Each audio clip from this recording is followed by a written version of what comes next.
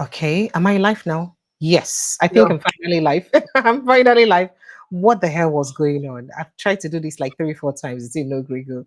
Well, welcome to the show, Nigeria. Thank you so much for joining us and welcome to the show. Joining me this evening, Prince Francis Chilaka. Thank you so much, sir, for joining us. Good evening, sir. Welcome to the show.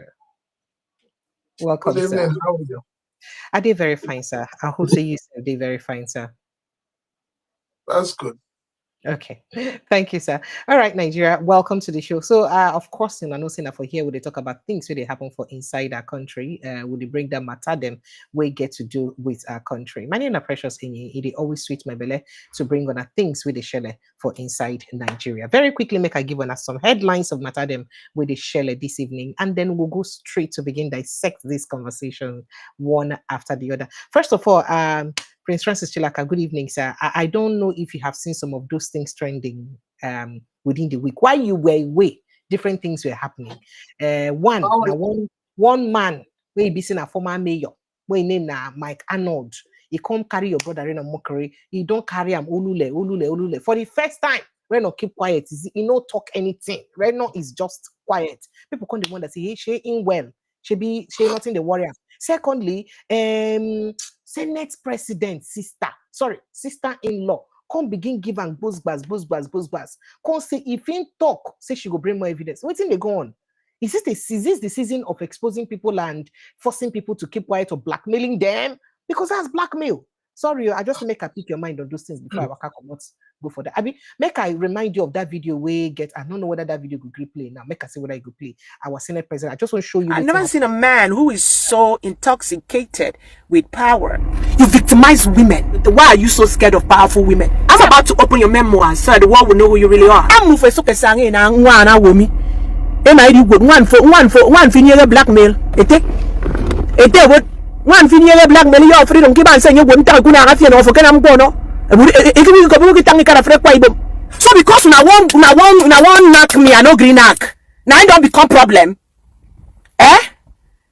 You know, like, I'm okay, you can mess with that go. I am no blackmail. Oh, why didn't you say it before now? There is always time for everything. You have done bad to people. I can't even go with you. I pity anybody in the federal level that trusts your behind. Because you ain't nothing but a liar, a blackmailer. You are a cheat of the highest order. I don't tell you that. Senate President, I really pity anybody that trusts you, because anybody who trusts the fear and them more. I tell you the service. He's the one that betrayed Akanokon. That is how Akanokon failed the election. Because one self forget other self. I don't run bit. I run behind the scene too. I don't run bit. Now I tell you what wrong you do. Go home and rest. Go and take care of your health. You are sick. You are a sadist, Senate President. You are a sadist. You are a narcissist. You are a classicist. You are a blackmailer. You are a liar. You want to eat alone. You want to stay alone. You want to be the only one to be seen in a Akpabio family to Tofo. What you did to Idorenyenime? You get everything. I would make a prison Kabucha. You, Senate President, you dey talk. You get mad, they talk, they front say you be better person. You don't be better person. Who does say you be better person? You rather use your money and go and fund enemies. Nigeria don't know who you are. Distinguish, ikpa temi kondang ipong. Mpetie, mpeta ipong. Nko foro ayeni kan fon fogo ni wang. Ma tongo fi dem aku fo dem. U yo men sekera mbanga mien. Epe bloquer the level playing field. Senator Pafi. For all the shenanigans, for all the lies you done told against us. Amana me iba ngake ni mfra me arai wuru karake Nigeria. Ken thankful. Just supporting you and being there for you. You can pay all the errats in this world to talk. I'm talking from a place of I know you. APC come out of the coffee for APC na keba. Mo fe ke APC tongo kana na mke we win election ke kwa Ibom state to. Bebe ngi pa ipanga temi kondang ipanga ke nye. I told them with everything that is inside of me. I said, you see that man? He should have just maybe gotten ministerial appointment, but he will so regret that he went to the Senate. Senator, Senate President for him. All the people that did all your dirty laundering and came down of it. Did you remember them? You forgot everybody. You talk to people like Governor Moy, anyhow. You've forgotten those people. It's just the beginning of the story of who you really are. You don't contact again Natasha.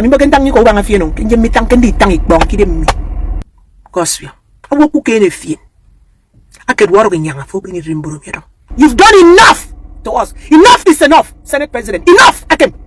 It's enough. We're tired. I'm tired. And I'm sure Ibang Akbabi, your brother, is tired. The one who brought you into politics. You were a cab driver. You were nobody. Trash and bear lawyer, Kekedo. Today you forget the history of how you came. And I'm hearing idiots that don't know the story. And tell the people of Akwa Ibom State and Nigeria the kind of people that both of you are. It's enough. It's enough. You guys have overdone it. The only thing I would take from you is vacate the Senate seat. That's what I would take from you. Vacate it. Willingly, that's the only way you get me not to spill everything that you have done on a normal day. Anybody who is loyal to you is a bastard. And I guarantee you, if I read the media, I can read the media, the animal in the bush. And I'm not blackmailing you, but I'm telling you the motherfucking truth. What's gonna be is gonna be. What goes up must come down. What's gonna be is gonna be. Ain't nothing you can do about it. How can she be blackmailing us? What's gonna be is gonna be. Come down. What goes up must come down. Headlines of What's gonna be is gonna be. There is nothing you can do about it. You know why I'm singing this song. We never want to talk this matter. Let me tell Nigerians the headlines, because there's something she said there too. She say then contact her during Natasha case. Say she keep quiet. She no talk because she get her own story. Now waiting make her no talk. But at the comment, no. You know why this whole thing is headlines. Now go come back me you talk. Hey, I just give them. Precious, no, I can't wait for it. I wait. Oh. You know why this whole thing is sweet? Why? It's sweet. I've always said that. Hey, sweet. Men who abuse women, men who are scared of women who have climbed the ladder of success, have serious inferiority complex. And I remember I said it, that Akpabio is just one man who likes to gaslight people. This one is not coming from an outsider, but this is coming from his own family. Nobody can know you more than your family. As it is, Natasha has been vindicated. It's just what it is. So all those men who sat in the Senate and all those women who closed their mouths in the Senate, they should all go and hide their faces in shame. Because it is obvious. It is obvious that what Natasha accused him of is the truth. It has come out. And that's your Professor Mbeke, or whatever she calls herself. I hope she has seen this video. Your sister from Imo State. As a business. I hope she has seen this video. I expect that by now, the Senate and the federal government would have dragged Natasha's in-law, Akpabio's in-law to court. I also expect those men in the Senate that supported Akpabio to also come out and suspend her. Because that's the only good thing they can do. We must pass that level where we see our women as top-class citizens. But then, who do you blame? I still blame the women. They were in the Senate. What did they do to remedy the situation for Natasha? Even after Natasha came back to the Senate and she was proposing a bill to bring back Nigerian women who are, is it in Libya or wherever, who are imprisoned, who are forced into labor, forced into getting pregnant and giving birth, who are treated as less humans. Not one woman in the Senate supported that motion. Simply shows you that, our women have been beaten blue-black. Because the men have come to tell you It's a man's world. It is nobody's world. It's a world for everyone to live in. And so those men who just sit and think that, oh, they have arrived, I pity them. And those women who, because of men, have refused to add value to themselves, have refused to pursue their dreams, I am also ashamed of them. So let me see what the Senate will do. Because this is something that ordinarily by now, the Senate president should be impeached. But then, you and I know the kind of democracy we're running in this country. Democracy for the elite, by the elite, and for the elite. It is not a democracy that is defined for the people, because if it's a democracy for the people, by now, the voice of the people would have echoed. All right, sir. Okay, sir. Sorry, I had to cut you because I need to take some of the headlines and where they happen. But again, the Senate president people don't respond. The spokesperson and the one of the media aid respond talks. Yeah, I mean, if the lady get any evidence to the things, especially the killings, which she accused him of when he be president and now when he be senator, and when he be governor and now when he be senator, maybe she go report to the authorities. And so, do you not think that it's the duty of the authorities to bring him to book if indeed she did, her allegations or anything to go by? Well, let's. Precious, before you finish, let me just respond to that. Have you also forgotten that that is also how they asked Natasha to bring evidence? And don't forget, in the midst of all the brouhaha, they started telling you how she was dressing skimpy and going to nightclubs. Case they there now. So the media aides will do they will do the dirty job of their boss. That's what they're employed to do. You're asking her to provide evidence. Is that not the most stupid thing to do? Why has the police not arrested her and arrested the Senate president? After all, he has no immunity. But in Nigeria, the senators believe that they have immunity. They have no bloody immunity. The immunity clause we have in Nigeria covers the president. I don't even think it covers the vice president, but at least it covers the president and the governors. It does not cover the Senate president. So if anybody wants to make a case, somebody has laid an allegation, arrest the two of them. Call both of them for questioning. And this is why I keep saying that, Nigeria is a country where people have lost dignity. People have lost self-respect. If your Senate president was a smart man, if he was a man of honor and proven integrity, by now he should have stepped aside.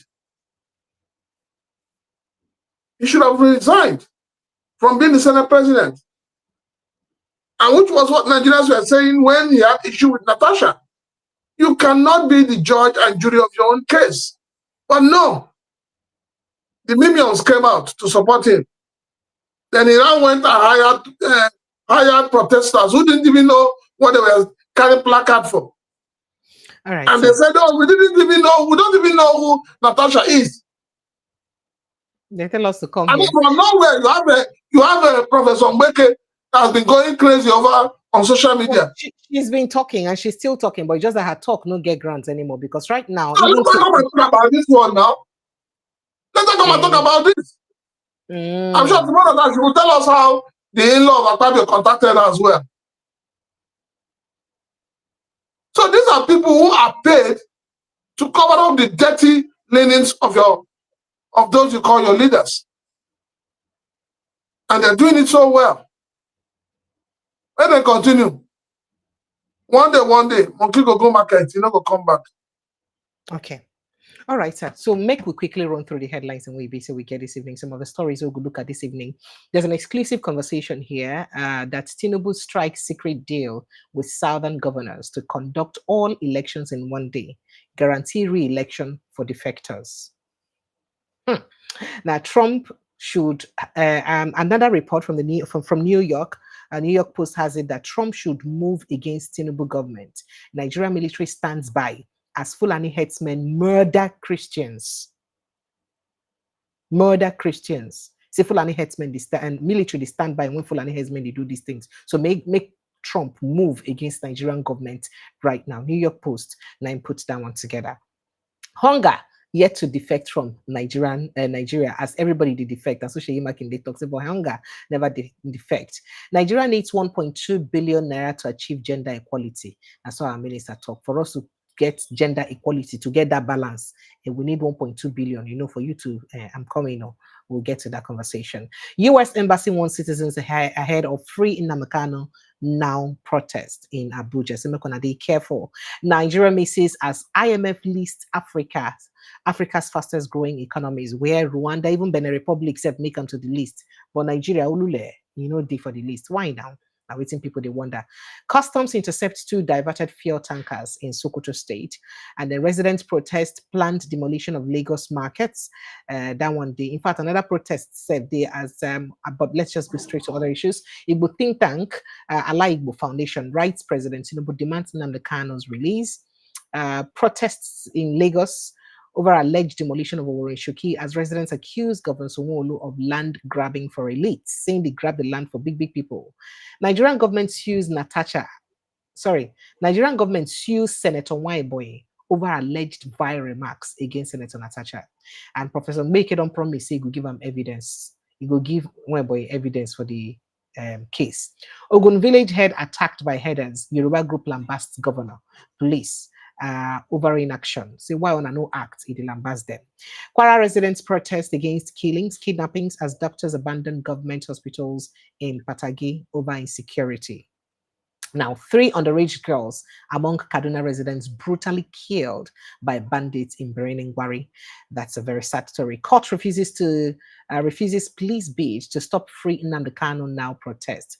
But another report has it that as we speak to you, that government has also obtained a warrant to stop them from a court order to stop the protest from going on.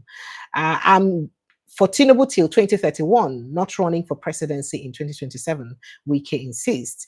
PDP kicks as Abia Assembly members begin legislative seminar in UK. Then get to go do legislative seminar for United States of K. All right, federal government, states, local government share 2.103 trillion naira revenue for September. So we're gonna go hold our government accountable. APC governors urge ASU to embrace dialogue over warning strike. Say, why don't they do warning strike? If we never agree for what you're gonna talk, we're gonna just do dialogue. Just talk to us. We'll do it. Obi of Onitsha laments rising poverty and insecurity in Nigeria. And Abia 2027, Otis Spitfire wants election riggers to write their will first. So if you not say they rig election, or you write your will first. I mean, I think that's in the heels of waiting your brother Ben Kano talk, where they talk, say, in no go fit watch, make Labour Party win the election for APC. When it be number 4 man, say no go fit happen. So maybe now waiting make and react to that one. Nigeria dominates sub-Saharan Africa in 2026 university ranking. This is a very cheerful news, and I could end the story like that. So Nigeria 90 dominates. 24 of our institutions 9 follow for the top ranking institutions and for the world. I think this is a very cheerful news for Nigeria. So we're supposed to be very happy. Yay, kudos to Nigeria. Welcome, sir. So make I just start the conversation very quickly. So starting with politics right away. Before I take the New York Post gist, we will link to your brother Reno Mokori gist. Now, fresh details, according to Sahara reporters, have emerged, revealing how President Bola Tinubu struck a secret deal with some southern governors to conduct all elections in one day in November 2026. Now, it was learned that it is part of a broader plot to tighten control over Nigeria's political landscape ahead of the next general polls. If you remember, the House of Rep recently propose a bill, make all the elections and happen one day. And again, they can't even talk, say make all the elections, especially governorship and presidency, make it happen in November 2026. And people are wondering why. So it'd be like saying that the scope be this, if this gossip is anything to go by. Now, multiple credited sources, according to the news outlet, said that the ongoing wave of defections by governors, lawmakers, and top politicians to the ruling All Progressives Congress APC was not coincidental, but a part of an understanding reached during a closed-door meeting between Tinubu and several southern governors. If you notice, no northern governor don't move. Only the southern governors they move. Now, since Tinubu took over office, several governors from southern Nigeria have defected to the ruling APC. For instance, in April, we could not even name the Sheriff Obori warriors of this world, the Delta State, the Akwa Ibom State Governor, the Mbana, and the Doyediris of this world. Those ones in normal. Now, according to insiders, Tinubu assured the governors seeking re-election that his government would guarantee their return to office if they dumped their parties and joined the APC. But people kind of wonder, okay, if that is a promise, then why did Doyediri leave? He's in his end lap, in the second term already. So what's going to make him leave? If that's now indeed the deal. Now, in exchange, the governors reportedly proposed that all elections, that is presidential, governorship, National Assembly, and State Assembly, be held on the same day, or that the presidential election be conducted last to prevent post-election betrayal. They feel so that they no go betray them, so that not be saying, "Oh, we don't help you win, finish now. You go come do your own thing." So if we help you win, let's say presidential election they happen first. If we help you win, now what's the guarantee that you do what you said? So that's why they say let all the elections happen one day. Now, sources said Tinubu agreed to the one-day election proposal. The mass exodus of politicians to Tinubu's APC party was hatched after a secret meeting with the southern governors, where he promised to guarantee their re-election if they all joined the APC, one of the sources said. Now, in turn, they also proposed to him that all elections should be held in one day, or that the presidential election should come late, or last rather, so as to forestall any betrayal. Tinubu purportedly agreed to conduct the elections in one day. According to sources, the president also consented to doing away with the electronic transmission of results from polling units. According to this gossip, say they don't president agree, say, okay, we no go do electronic transmission. Not be me right now, see me day Sahara reporters, Shawari papers. Please go and look at it. So say the president assured them, okay, we no go use BVAS. One of the key transparency features, of course, for the 2022 Electoral Act, which is the BVAS. Now, and which is a direct electronic transfer, that is IREV. Now, instead, results will be transmitted only from collation centers. A move observers believe would make manipulation easier at the state level. They feel them. Now, they agreed to do away with electronic transmission of results, but have that done at the collation centers rather, not the polling units. One of the sources said. So instead of having electronic transmission from the polling units, that is as on the vote, all of on the counts, so they send a collation center. I remember saying, not be everybody we vote, they go collation centers. So anything can happen. Now, the idea is to have total control of the electoral process and avoid situations where early results influence later elections, or that the early result will influence later elections or spark rebellion among allies. Now, the plan also includes shifting the general elections from usual February-March schedule to November. And that is why you heard that her National Assembly has now proposed that election be held in November. So no be play, they play. You understand? Meanwhile, the development reportedly led to major fallout between the Tinubu administration and the former chairman of the Independent National Electoral Commission, Mahmoud Yakubu. They say this one can't make them say Mahmoud Yakubu no can't agree for them for that one. Say they can't get fallout. According to the source, we BC Sahara reporters say we tell them from the presidency, Yakubu was offered an extension of his tenure to ensure his cooperation with the 2026 plan, but in saying no, they do. Saying no, go extend the tenure. According to this gossip, where get rights, Sahara reporters say they even offer us, okay, we can extend your tenure. After all, we extend IGP, we extend custom, we can extend the tenure. But see, Mahmoud say, what do they do? Now, his recognition of the takeover of the African Democratic Congress and move to register new political parties infuriated powerful figures within the president's inner circle. How dare you even recognize the leadership of the ADC to be David Mark? How dare you move to register new political parties? Say that one I come make inner circles vex more. Now, the hawks in Tinubu's kitchen cabinet reportedly mounted intense pressure on him, leading to his abrupt exit from the commission. It hear them. No vex. So see this in a gossip, so I get to gossip until the end. It remains small, go finish them. Now, According to the source, he offended the Tinubu government with his move to register new parties and also recognizing the takeover of ADC.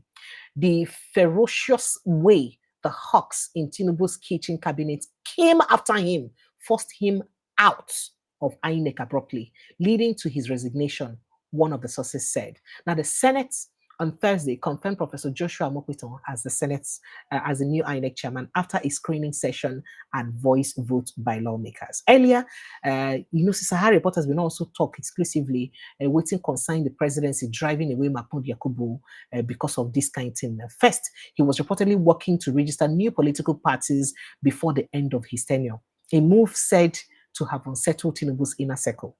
Second, there was fear that he would not be trusted to deliver outcomes favorable to the ruling All Progressives Congress in both the new party registration process, if all of it happens, and the upcoming Anambra election.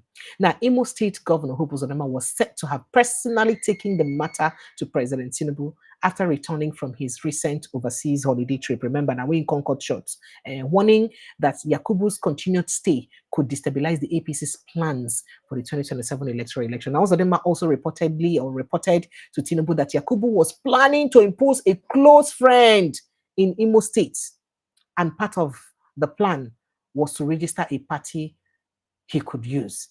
Following this meeting, Tinubu reportedly directed Yakubu to stop performing by any official INEC duties and proceed to on terminal leave. However, a leak published by reporters reportedly forced a brief delay in the announcement of his removal, but eventually he left. That means they say not true, we didn't talk. Prince Francis Chilaka. This gossip, if it is anything to go by, what does it mean, sir? You see the way I just put during that? During the time of late President Buhari, Yes, sir. we heard that hyenas have taken over the reign of power. Now, the reign of President Bola Tinubu, we're hearing of hawks. Then take H to us. Okay, hyenas are hawks. No, now hyenas are But if you look at it, if you look at it very well, you will not be shocked at the speed with which the governors in the south, especially those from the southeast and south-south, have betrayed the confidence of the people. How they have betrayed the vote given to them by the people. You see, it points to the fact that what we call democracy in Nigeria is not democracy at all. What we call democracy is authoritarian.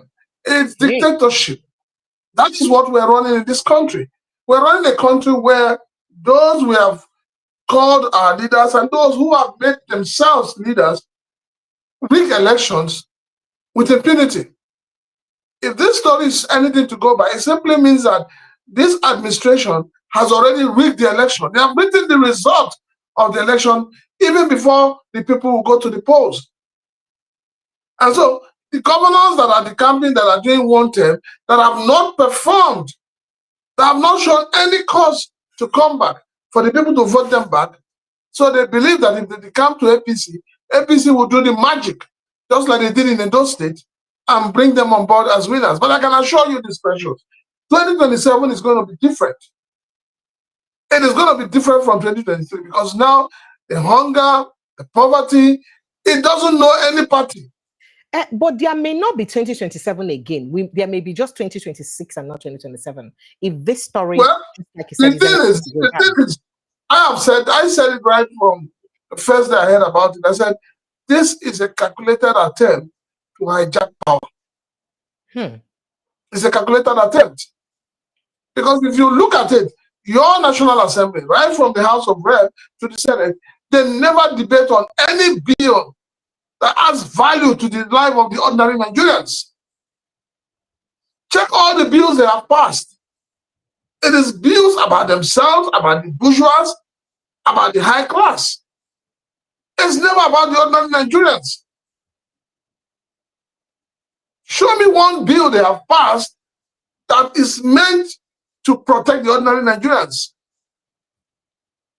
We've had insecurity all over the land. Have they passed any bill? you find out that even in our hospitals, you can't have access to doctors, you can't have access to drugs for your medication. Have they passed any bill? Look at the roads that we have in Nigeria today. Which of the roads in any state is motorable? Have they passed any bill? So what are they doing? What is it that they're doing? Petrol today is about 9. Some are selling 9.99. Some are selling 9.70. Some are selling 1,000. What have they done to bring succor to the ordinary Nigerians? And then, if you look at it also, you ask yourself, these one-time governors that are the campaign, what will they say? What will they campaign with now that they have joined APC? What moral justification does your president have to call himself a Democrat? If now that we have him as a president, everything about democracy, rule of law, is being thrown to the dogs. We thought that we're going to have a renewed hope, but what we have today is renewed hopelessness. And that's the truth. And that is why the National Statistics of National Bureau of Statistics will lie. They will lie to Nigerians. They tell you that, oh, inflation has dropped, but the price of food items have not dropped. Even the one you call Mr. Common Sense no longer has sense. He calls himself common sense. Suddenly, he no longer has sense. Suddenly, he's telling us that this is the best government, this is the best. When they want political appointment, when they look at their bank account and they find out that the money they've stolen, the money they've embezzled is depleting, now they begin to seek favor from the president. They begin to look right, left, center. For how can they draw the attention of the president to get an appointment? So as far as I'm concerned, I think that the National Assembly need to refocus themselves. Unfortunately, we have men and women in those chambers that do not have value or have respect for the ordinary Nigerians. It's all about them. How they will benefit, how they will make more money, how they will get more money for constituency projects that they don't ever execute. How they will run from one ministry or the other looking for bribe. That's all they think about. So for me, I'm not shocked with them. And then those governors that have done the last lap, you're asking now what do they stand to gain? They want to put their stooges in power. They don't want to be probed. And that is part of the carrot that the presidency is dangling at them. They don't want to be probed. So the problem is that, first of all, President Bola Tinubu gets the right to choose the particular date when one make election happen. That's a question where a lot of people they ask. And then where then lies the independence of INEC? Remember that I'm more Piton yesterday while in being the screen. It talks saying one get an election where BC the loser will congratulate the winner and say in the resolute to do the right thing. So how Ingofi take do the right thing in this kind of situation now, if this is not true? And as we don't hear this, Precious, hold on. I'm even shocked that you have not gotten tired of hearing speeches when people go to the Senate to go and get confirmed. You hear beautiful speeches they make, but when they come out of that confirmation, they don't do anything different. You heard your Chief Justice of the Federation, Madam Kekeredu, when she came to the Senate. You heard all the promises she made. Please tell me, which of them has she kept to? Has she been able to revisit what happened with the election in Imo State, where number 4 became number 1? Has she been able to do that?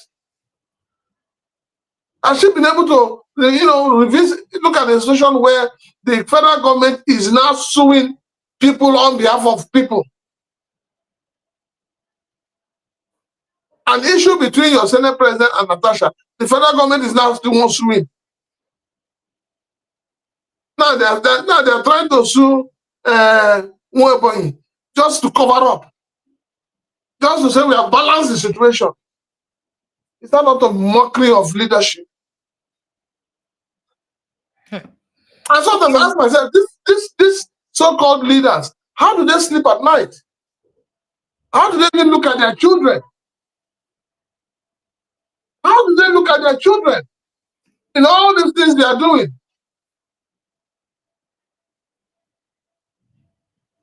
How do they? What kind of role models do they think they are? It's really unfortunate. All right, sir.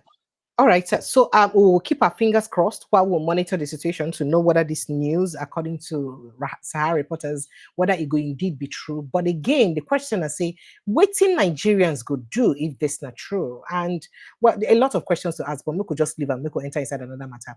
So I mean, another matter we get to do with this administration. President Bola Ahmed, President. Hold on. One minute. Nigerians should realize that the destiny of this nation lies in their hands. If they want to pray it out, let them pray it out. If they want to do the needful by holding their voters' card and ensuring that they protect their votes and ensuring that their conscience is clear when they vote, then they should do it. But for those who believe that it is prayer, they are wasting time, because prayer will not solve the problem.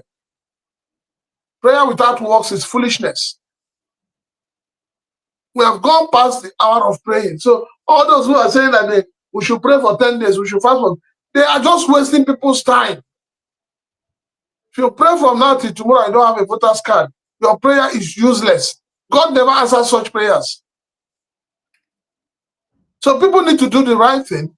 And those of us like you who have an avenue should educate the Nigerian people. They should understand that this 1,000, 10,000 rice, beans, plantain that they give to them is hoax. Because no matter what they give to you, it cannot equate to what they make in 1 year. Talk less of in 4 years. All right, sir. Thank you. Let's move to another issue very quickly, since the time is almost getting fast spent, so that we can cover as much as possible before the end of the day. So moving on, President Donald Trump has again been called upon to move against the Nigerian government as its military forces, that is our military, according to this report, their words now, they quote them, not be me, military simply stand by as militant Fulani Muslim herdsmen assault their Christian neighbors in the nation's middle belt. This according to the latest call, and this was made by the New York Post. Now, the newspaper in its editorial charged the US president to act and call out the deadly persecution of Nigerian Christians. Now, government forces, what they said is that government forces do battle Boko Haram and other Islamic terror groups, but brutally, the battle Boko Haram and other Islamic terrorist group that brutally terrorize Christians and non-Christians in northern Nigeria. But they simply stand by as militant Fulani Muslim herdsmen assault their Christian neighbors in the nation's middle belt. This is according to the publication. I don't know whether you hear the choice of words we then use. Now, the editorial said the Trump team should act on its own. I'll bet Senator Ted Cruz's push for a law that sanctions Nigerian officials who facilitate or permit jihadist attacks against Christians and other religious minorities. Now, the publication noted that since 2009, the persecution of Christians has resulted to 18,000 churches destroyed, 50,000 Christians murdered, and 5 million more displaced. It's not Washington's job to right all the world's wrongs, but Uncle Sam can at least condemn these ongoing atrocities, said the newspaper. Now, some US lawmakers have condemned the killings of Christians in Nigeria, describing them as genocide. The Christian Association of Nigeria confirmed the killings as such. Meanwhile, President Bola Tinubu's government has continued to deny the claims. Say nothing like that they happen. They kill everywhere. Now, let me also say this clearly. Nigeria is a proud sovereign nation built on the faith and resilience of its people. There is no faith. So he said here, no faith is under siege. No community is excluded. Stated the Nigerian president, our churches, mosques, and traditional shrines stand side by side, not as rivals, but as symbols of the unity that binds us, the president said. But Tinubu also added that we must never allow outsiders to tell us who we are or sow division among us. We are Nigerians and we will stand together. Nigeria will not accept lectures from those who seek to profit from our divisions. No one loves the country more than Nigerians themselves, and no one would define us except us by ourselves. The president, in fact, the president has persistently stated that there is no particular killing of Christians, particularly. No killing of Christians, particularly. Say the killing they across board. Even though some people don't ask that question across over time. So what are you doing to stop that killing? People know they talk. Other people also do have the school of thought that if you look at the method, the killings they happen, if you weigh the killings they don't happen by religion, how many Christians don't die and how many Muslims don't die? Waiting will be the result. That now question what people they ask. Even though say we know say killings they happen both for Christians and Muslim communities. And then others go say, okay, so waiting be the religion and faith of people perpetrating the crime itself. That's what others will ask. But then, waiting can be the interest of the United States for our private matter. Is it their business? Waiting they start to gain? That's my question where people they ask. But make I take your reaction before I ask more, because this matter now waiting lead to the kind of worm, kind of something where we say they open for your brother, Reno Mockery, recently because of this matter. But I'm coming. Let me take a reaction and I get back to Reno Mockery's case. Well, you know the thing is, I totally agree. Nigeria is a sovereign nation, but if anything happens in Nigeria today, a lot of African countries are going to suffer. Yes. You know what 200 million people are? They will run over the closest countries to us. It's going to be that bad. And as you know, Nigerian borders are porous. So you're not going to add us to enter Benin Republic. You're not going to add us to even reach Ghana. So now, I believe that this is, which border they get fence. But you see, the truth of the matter is, with the way killings have been carried out by this sect, with the way severally you hear people will say the military were just 2 meters, 10 meters, 20 meters away. You have also listened to video clips where the military said they didn't get order to engage. So not anybody saying that this is calculated attempt at killing a particular sect, a particular people of a particular faith. The person is not wrong. Mm-hmm. Yes, the person is not wrong because the government has on its own exposed itself. You saw what happened in Benue State. You saw what the killing happened in Benue State. Those who were killed are the Muslims. Up to today, well, the governor of Benue State has not been able to release names of those who killed people. But look at what happened in Delta when they said 14 hunters were killed.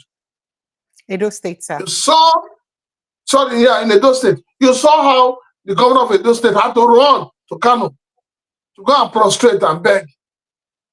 And you saw how all the groups in the north, Arewa Consultative Arewa Consultative Group, Northern Elders Forum, Meete Allah, name them. They all came out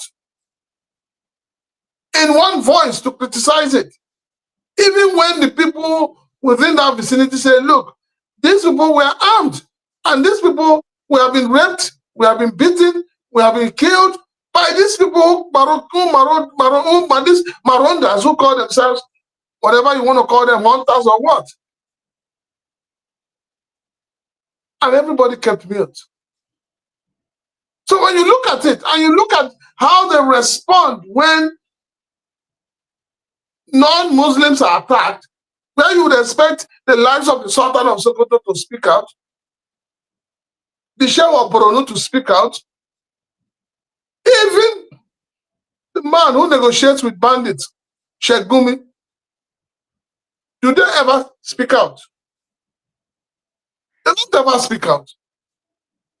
So, with all of these instances, it is easy for anyone to conclude that, no, this is meant to cleanse a particular people, a particular faith. So these are issues. You hear of IDP camps. Go to those IDP camps. You'll find out that 95% of people in IDP camps are Christians. And when these people get chased away from their ancestral homes, what happens? Who are those occupying those ancestral homes? And why is everybody keeping mute over it? So yes, they are right in their own sense to say, look, we believe that these killings, these attacks are targeted at a particular group of people of a particular faith. So asking the American government to punish the government or to do something about, putting a sanction on the Nigerian government. Punishing the government will punish the people too. It will punish the people too, and that's exactly what Nigerians are saying. And then, I mean, waiting to be interested in US.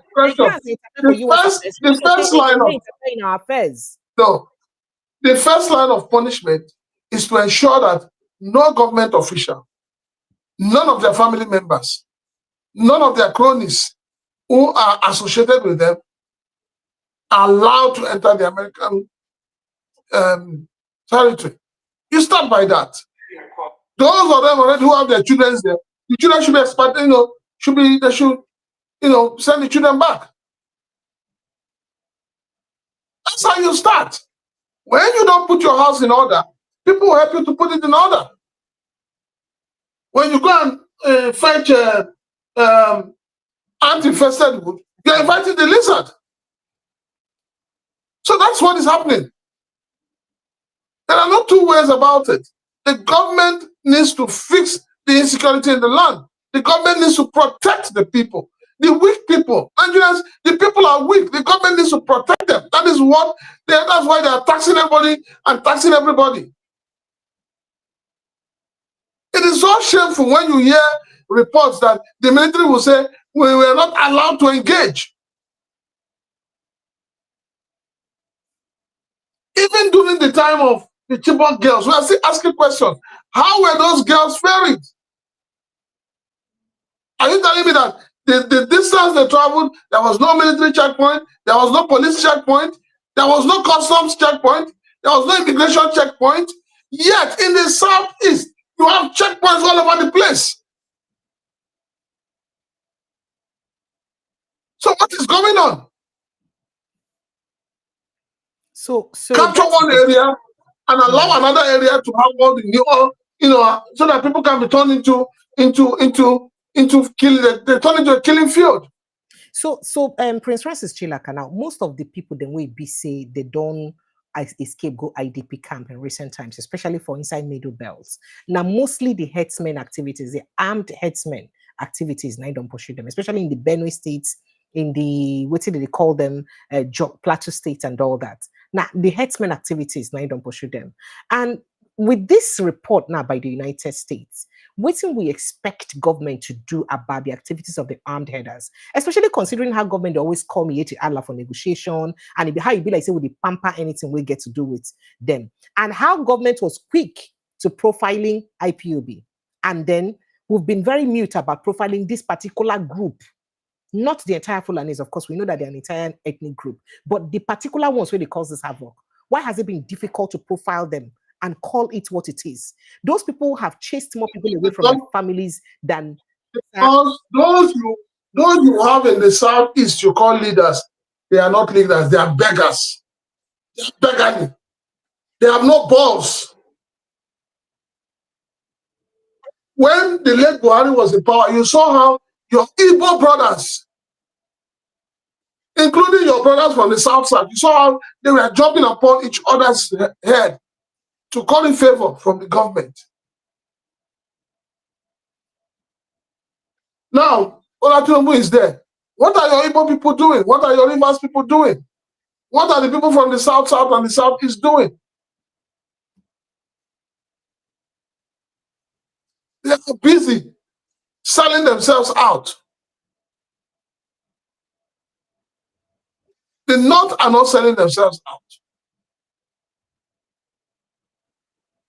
When they go and kill people in the southeast, or when they kill people in the north who are of Igbo extraction or from Rivers or Akwa Ibom, do you see your governors talk? Do you see your leaders go to protest? But when something happens in the north, your same leaders will now run to the north to go and pay homage. So that is the problem. All right, sir. So this one now can lead to an expose on your brother Reno Mokri. By your brother. Sir? Yes, now your brother. You say? Now your brother. Sir, Reno, now your brother.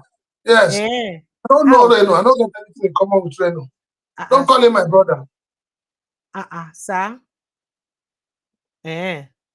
Yes. Okay, like that. Make we not argue, but we could just talk about the gossip. It's okay. We don't have to argue whose brother it is. He is. Did I say it? Sorry. Let's go straight to the conversation. Now, I don't know if you watch an interview where Sarah Damokri gets for Inside the Arise Television within the week and all. Didn't want to pay attention to this conversation. I didn't want to give credit to this conversation because I said I'm not going to carry anything we get to do with Reno Mokri. So where he invited some people, I mean him and alongside some people, we come on fact-finding mission for Nigeria, come day for that interview where Ibisi didn't talk about the genocide and all that. That was a Mike and Egolo's show. That is prime time show, right? Okay. So that one don't cause a lot of brouhaha because right now, Mike Arnold will be former mayor of Blanco, Texas, and founder of Africa Arise International. Don't insist, say the ongoing violence and displacement for northern and central Nigeria amounts to genocide against Christian communities. Because while they do on air, Reno Mokri say no killing of Christians. Say because if an attack happens in a Christian-dominated areas, Christians alone will die. If an attack happens in Muslim-dominated areas, Muslims alone will die. But why the attack they happen more for Christian-dominated areas? You don't understand. Yeah. So then it be like say him and the man get agreement finished before the conversation, because as he leave the conversation, he talk another thing. Now this man open can of kiankawom and locusts on Reno Mokri. Now, however, Reno Mokri, a former presidential spokesperson, rejected the claim of genocide, describing it as inaccurate and misleading. Arnold made the declaration while presenting his findings at a briefing held in Abuja on Tuesday. Now, Mokri and Khalid Aliyu, the Secretary General of the Jama'at Nasir Islam, were present at the briefing. He said his presentation, based on more than 5 years of field research, interviews, and documentation, was made without coaction or indictment. And I saw you talk. He said, I come only to give, serve, and stand with the people and nation I dearly love as my second home. That's what Arnold talk. Americans say our Nigeria will be in second home. I mean, people still ask and say, what you won't come find here? Since your country better pass our own. He noted that his trip had been independently funded with no financial support or instruction from the United States government.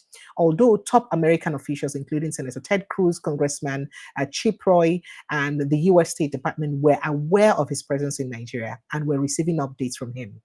Cruz recently proposed a bill that makes to protect persecuted Christians in Nigeria and designates the country as a country of particular concern over alleged religious persecution. So bottom line, this one caused a lot of trouble. We cannot even, we are one start from, in fact, he say he don't see the evidence firsthand. Say truly, there is waiting persecution of Christians. They say Arnold said he has made 15 trips to Nigeria from 2010, including 6 extended investigative missions since 2019, visiting communities affected by insurgency and intercommunal violence in Bokos, Jos, Boza, Lagos, Port Harcourt, and Abuja. I have interviewed governors, cabinet ministers, traditional rulers, and former presidents. That's what you talk. I have met orphans whose parents were hacked to death. I have built schools in IDP camps and documented over 80 hours of filmed testimony. The former mayor said Nigerians declined from a nation of peace in 2010 to one ravaged by displacement and targeted killings was not accidental, but the result of political manipulation and foreign interference. So he admitted there's a foreign interference.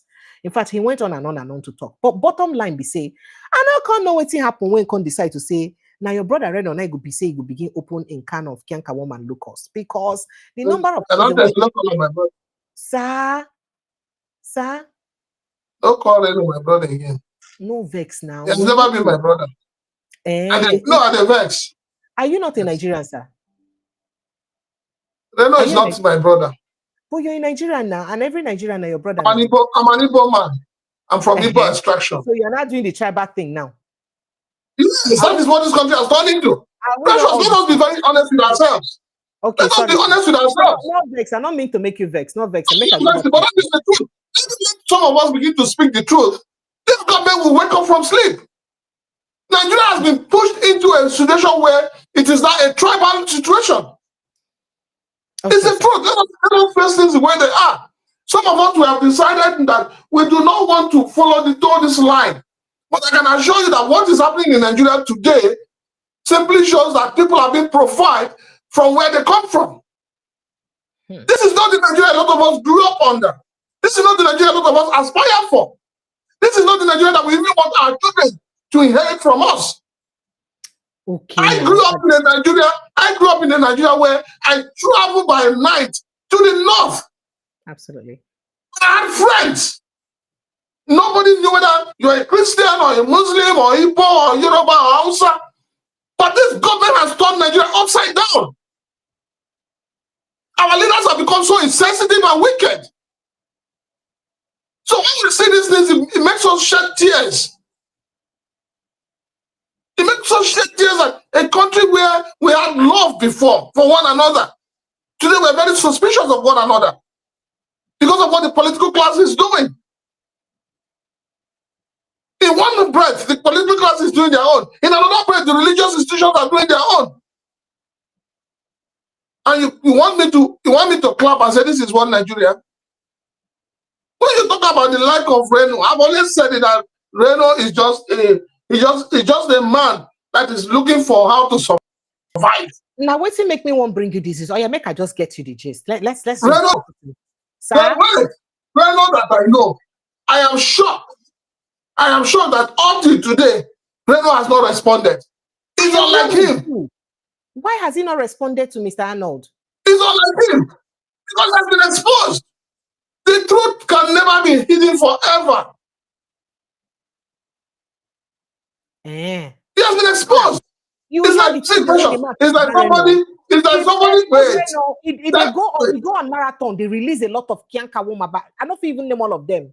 Very precious. This is what has played out. This is what has played out. You invite somebody who you believe you've related with, who you believe you share the same ideology, who you believe will support whatever you do. And then you walk into a place and you start talking. And the person suddenly looks at you and says, no, everything this man has said about me is a lie. Everything he has ever said is a lie. You even went a step to describe how he lies and when he's lying. That is the thing. How much they do it. It shocked me. It shows you that the person has taken time to study it. And that is the truth. You saw how the Reno was lying when they went to commission. Is it 10 kilometers of how many kilometers of the highway? Well, sorry, sir. Let me take a moment and remind Nigerians, please, now you people should subscribe to my platform. Now, our platform, it is our own. Kindly subscribe, like this post, share it like your village people. I also follow Prince Francis Chilaka like your village people. He's at Prince Chilaka TV too. Please, kindly go and subscribe. I beg you now. I know they pay money, no be good TV, no be DSTV, not free of charge. So please subscribe, like this post. We're over 500 here watching, and we should have up to 500 likes too. So please kindly subscribe and like. I beg all of you. Thank you so much. So, sir, that is why I want to raise the comment. That is why I just want to give you a hint. This thing don't happen throughout the week. Since day before yesterday, I never just talk about them. So I say make I come cool down talk about them now. But maybe we'll not go feel rush and finish because the matter they very hush hush. They too plenty, so we'll not go fit. Not be waiting go feel hush quick. But make I just give them some excerpts. Now, here is some of the message. The message is too lengthy. I'm not going to read all of them finish. But boy, he spoke a lot about your brother in a mockery. You can see the message the way he say drop or the bomb way drop about them there, Mr. Arnold talk. But before then, let me go straight and play that video on that press conference where he say he been hold, where he did talk there in front of Reno Mockery, contrary to waiting Reno being talk on inside TV. I am going to quote, not a journalist, but an authority apparently. How to identify a hypocrite. Their voice is so loud, condemning injustice against Muslims in USA, yet very silent in condemning genocide of Christians in Nigeria. And that person that said that a couple years ago was Reno Omokri, and he's multiple quotes, tweets like that. He made this a very big issue about Christian genocide in Nigeria not that long ago. And according to all the observers and all the organizations and watchdogs, they say it has not improved, that the death toll is higher. So I don't know what's dramatically changed, that he was adamantly, repeatedly calling it a Christian genocide in Nigeria. The only thing I know that's changed is the administration and his employer. So. Sorry, employer? I don't have an employer. I think it's disrespectful to say that. I don't have an employer. Okay, so sorry, let me just get this straight down. The drama already happened here. So after they go TV wearing or talk, say no killing of Christians and all that, contrary to perhaps the personal conversation they get with the guy, in front of the guy for a press conference, in front of him, the guy carry mic, the talk, say, how do you know a person who's lying? He go say one thing today, he said that in front of Reno Mockery, and they can't say the only thing we don't change. Say the killings never change, but their numbers they rather increase. But the only thing we don't change now the government, and say maybe Reno defend the employer. Reno is denying that he's an employer, be an employee. No. You see, Precious, we all know. We all know that Reno. Hold on, we all know that Reno has been working for this government. Anybody, any Nigerian that doesn't know that needs to have his head. Is it because the president congratulated him and wished him happy birthday? No.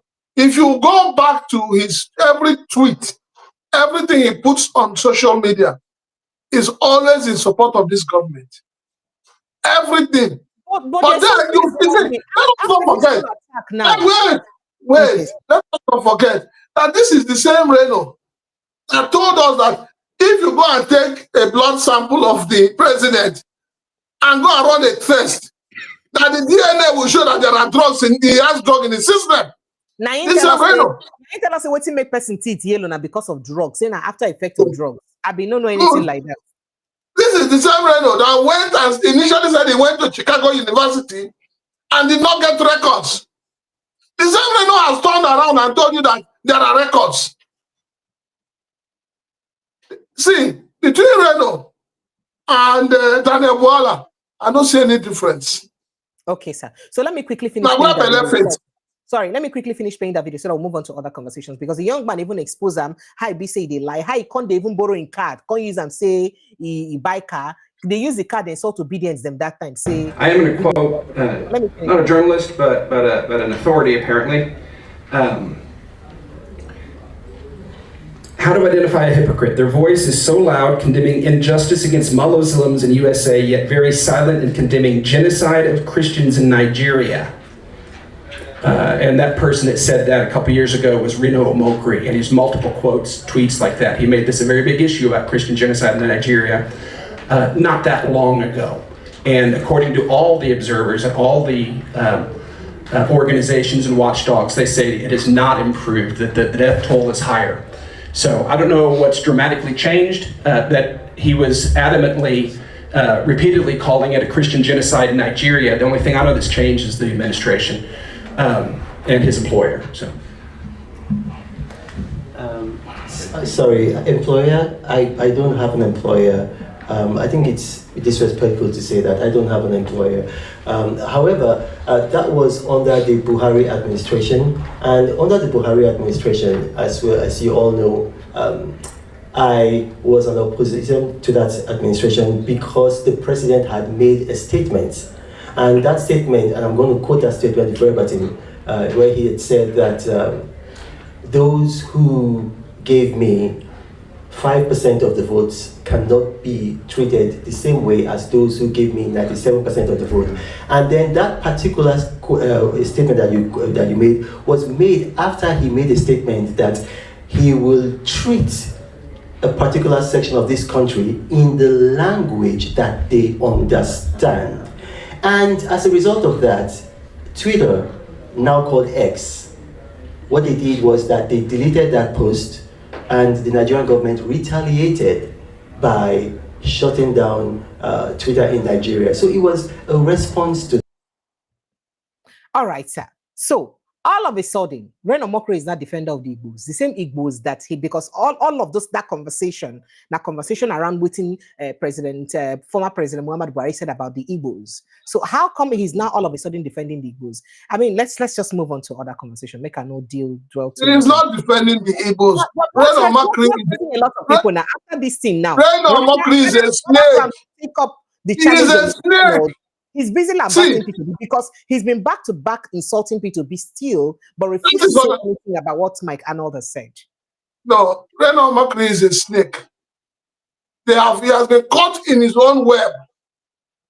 There is no escape. So the only thing he's looking for now is how to shift attention of people from what people already know about him. The man is a motherfucker liar.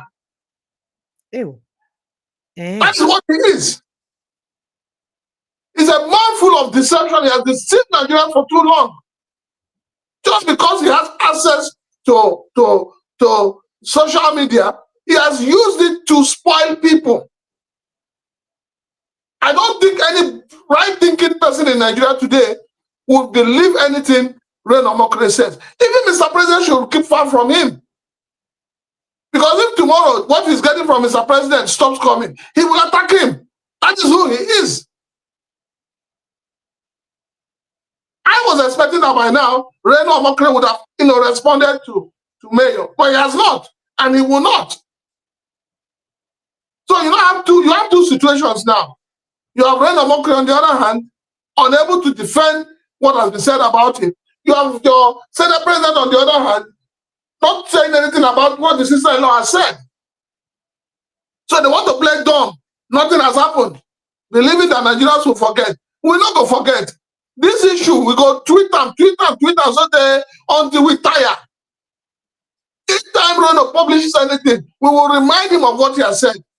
Not only about the government, but what he has said about people that today he is worshipping. This shows you the kind of charlatans you have as leaders.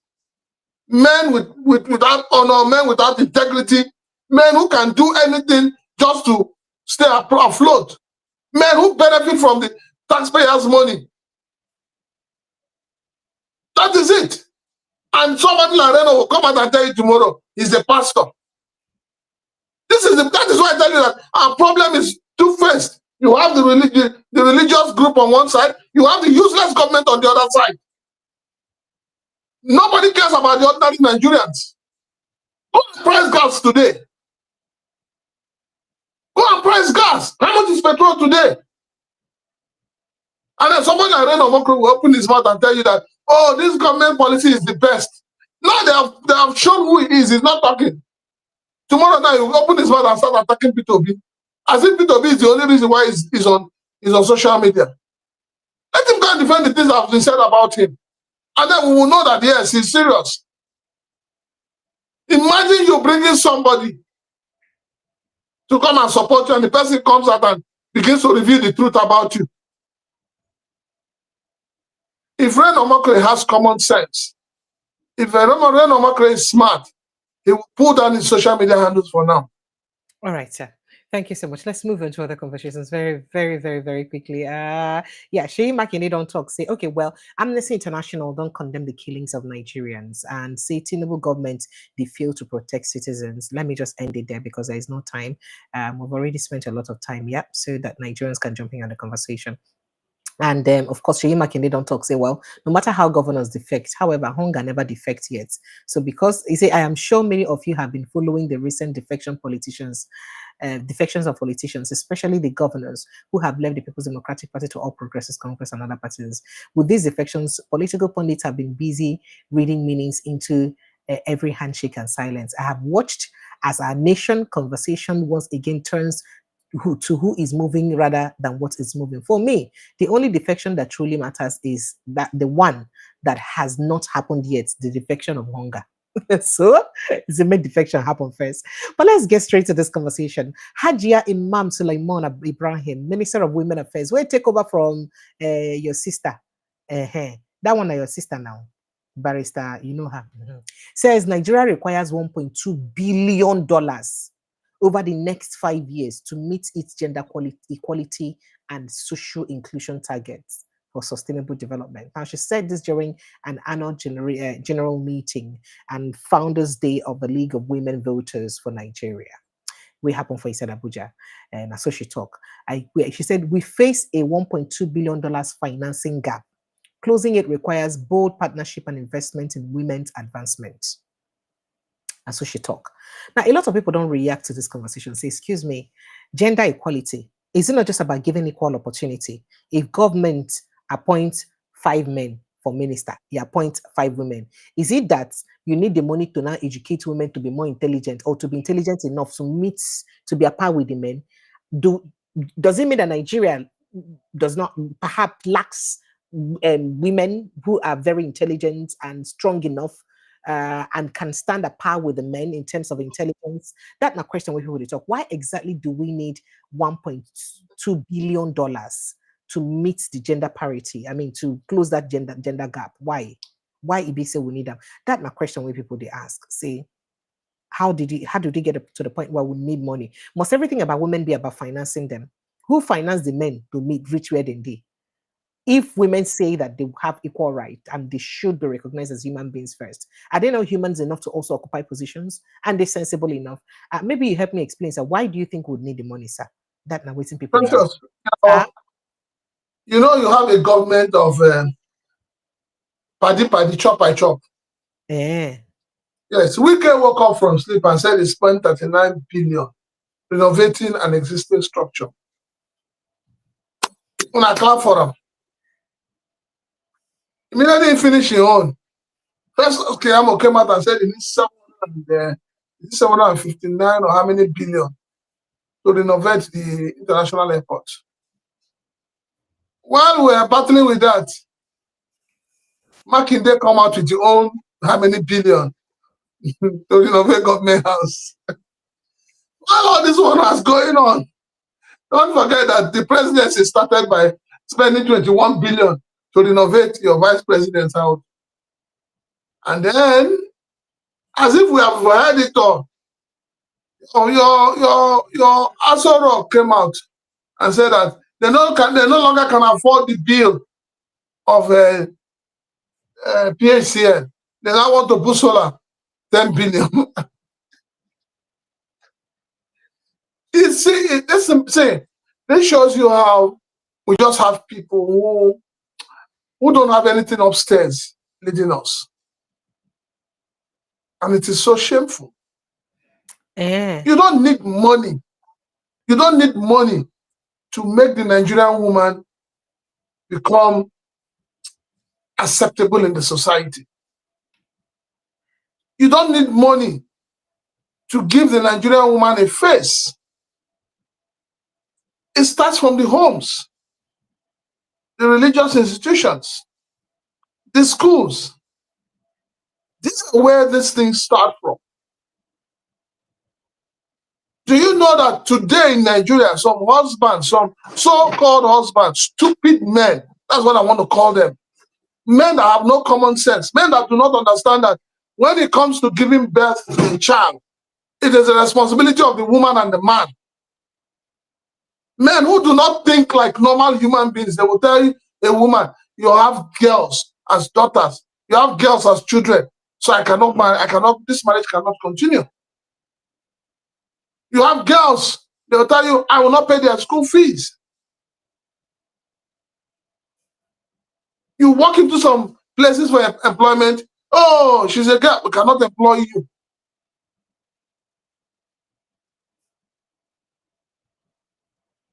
The problem, Precious, the problem is not about money. The problem is about information, education, and awareness. So we need to talk to ourselves. People need to talk. Government needs to create an enabling environment that allows the woman to exceed her limits. You don't get worried when a teenager and another teenager, maybe a boy and a girl, go and do the nonsense they do, and the girl gets pregnant. Who gets chased out of the school? The girl. Is it not the girl? So why do you chase the girl away and you allow the boy to continue? So these are the problems. Fix that, and you will fix every other thing. When a man has kids and is not responsible for those kids, how many people have been arrested? How many people? Even when you go and report domestic abuse at the police station as a woman, they will laugh at you. Sometimes they just tell you, madam, just come out, you don't know what it. Now, man, they call report. And this mindset of giving more preference to a boy child as against a girl child is a problem. So tell me, how do you need money to resolve this? It shows you that whoever you have there as a minister doesn't even know what she's doing. She doesn't know. What do you have the National Orientation Agency doing? What? So please, when people come to talk sometimes, let us, you see, other than having the National Assembly bringing you as a nominated minister to come and bow and walk out, people, they need to have a mental evaluation. They need to check them and know whether they are right upstairs. Because honestly, what that woman just said is nauseating. All right, so just so for context, remember saying she took over from Nkiruka in Hejirika, Barrister Nkiruka. Is that her name, Seth? Your sister? I think so. Nkiruka in Hejirika. Where it be say her people being happy when they come out her. Say she too do. Meanwhile, that same people wake happy when they come out her, come they talk, say this particular one that they can't get problem with her, say they never carry I see this woman since so. No meeting with them, no nothing. They don't even know her gender. That is Nkiruka Onye Georgia. Sorry. Nkiruka Onye Georgia. No, not Nkiruka Onye Georgia. No. What's her name again? Gosh, I've forgotten her name. Former Minister of Women Affairs. Not Nkiruka Onye Georgia. Well, I would remember. Yeah. So now they were quarreling that first one that she was doing too much. That one was everywhere. But this one now, they say they don't even see am I again. They don't even know what's in the work again. Please remind me. Her name don't come off my head. You know. Now, the woman said, why they remove the woman? The woman said to them, you cannot be organizing an empowerment program and the people who are meant to benefit are not here. You cannot do that. And moreover, she talks, say she not believe in using money to organize empowerment program all the time. Meanwhile, the money where they use they're bigger than the money where they're supposed to use actually empower the women. Exactly. But now this one is looking for money to when the money will enter now. We're not going to know when it go mistakenly. After all, better you mistakenly transferred money. The one after her also mistakenly transferred money. And they said they're empowering women. Every time, every governor wife, they empower women. President wife, they empower women. Women don't ever get tired of being empowered. Madam Uju Kennedy. Don't they get tired? Thank you. Thank you for reminding me. Would you Kennedy Honey? Thank you so much. Don't Yes. you get tired of this empowerment? Is it the Nigerian girls themselves? Nigerian women have cheapened themselves. Hey, They have made themselves so cheap. Let's say the truth. Hey, You have a girl you're dating, say, come to my house. He said, give me transport. Sir? Yes. Now that What is conversation sir? with him, sir. That is why that lady was, when that guy gave her a transport of 50,000 or 30,000 and dragged her to court and she was meant to pay for 50,000. She paid. The Nigerian woman, the Nigerian lady, sees the man as her, what do you call it now? As a meal ticket. There are very few women. Calm down. No, there are very few. Let me finish. No objection. Overruled. There are very few women that spend on men. There are very few women that can take man out for lunch. But the moment you tell a lady, let me take you out for lunch, some stupid ones will gather all their friends, 1,000. Come by, come open my shop. Can I take you out for lunch? And they're asking for about. No, we must say the truth.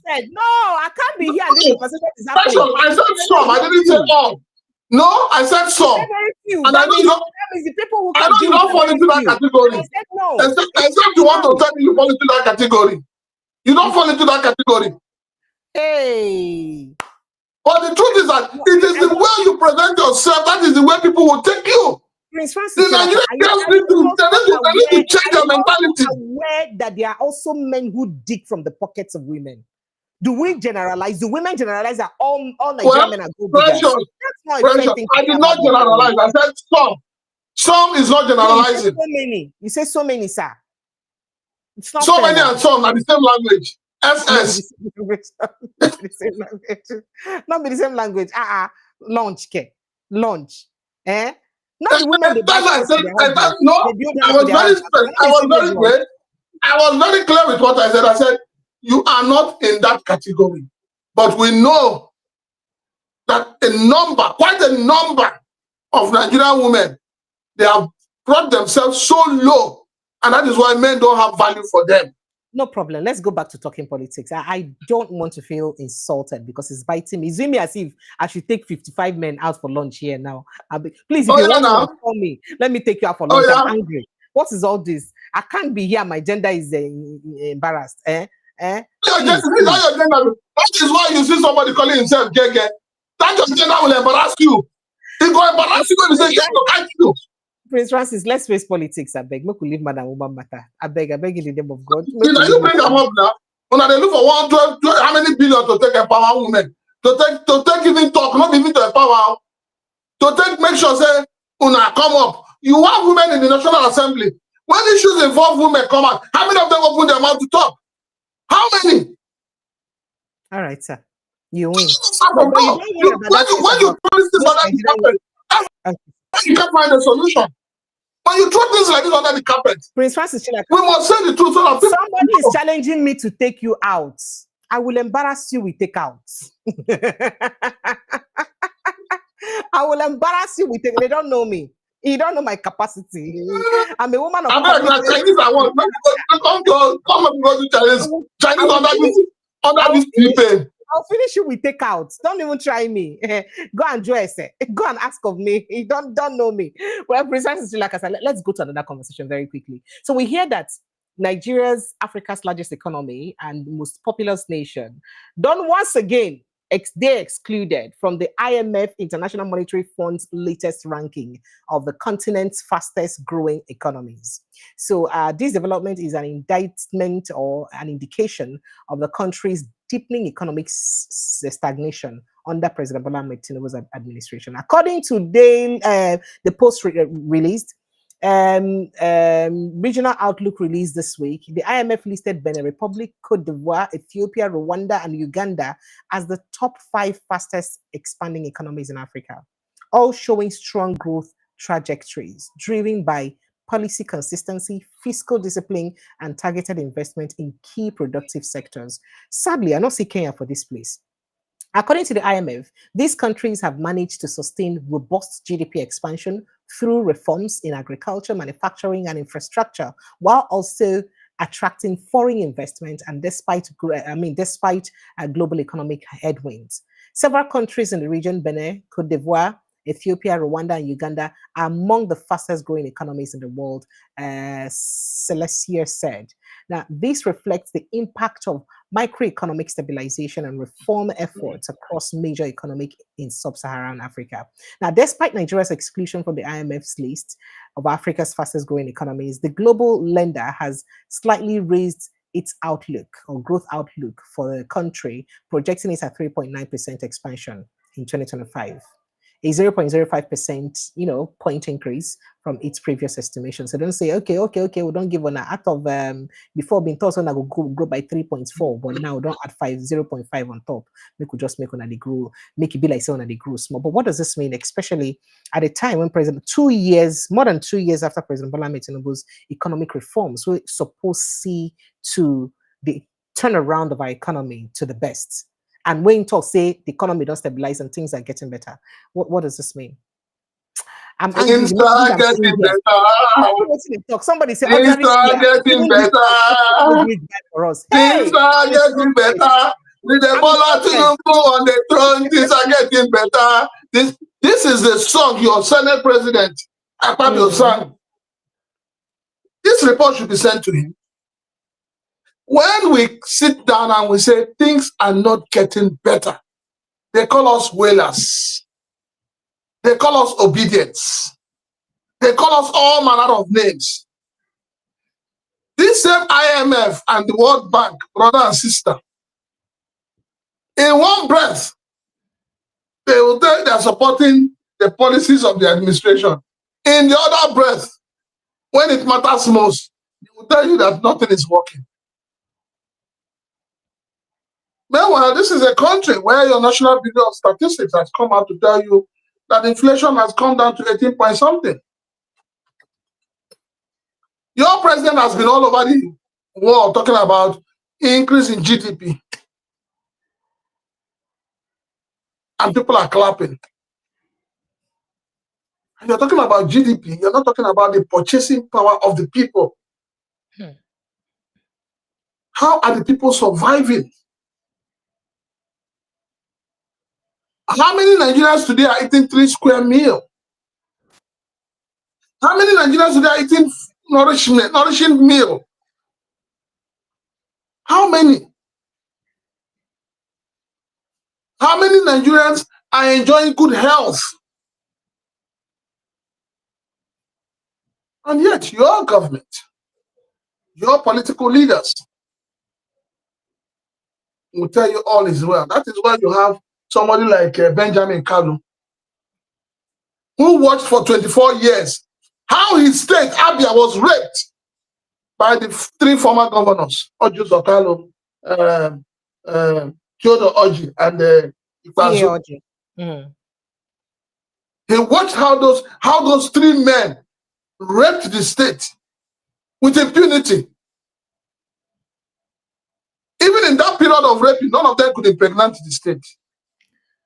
And yet, he didn't have the common sense then to point fingers. But today, he has the temerity to come out and start talking about a man who is adding value to the lives of the people. And then these are the people you call leaders.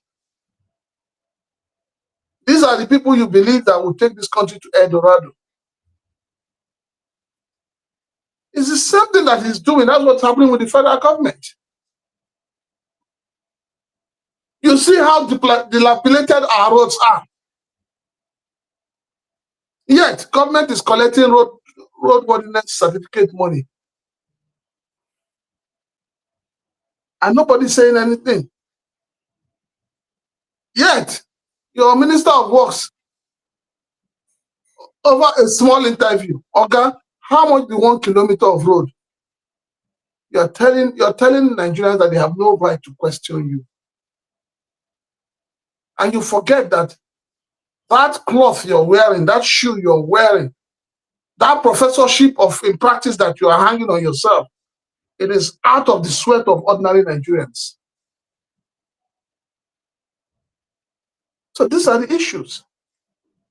The issue of bad governance. And the government is not thinking out of the box. The government is not taking responsibility.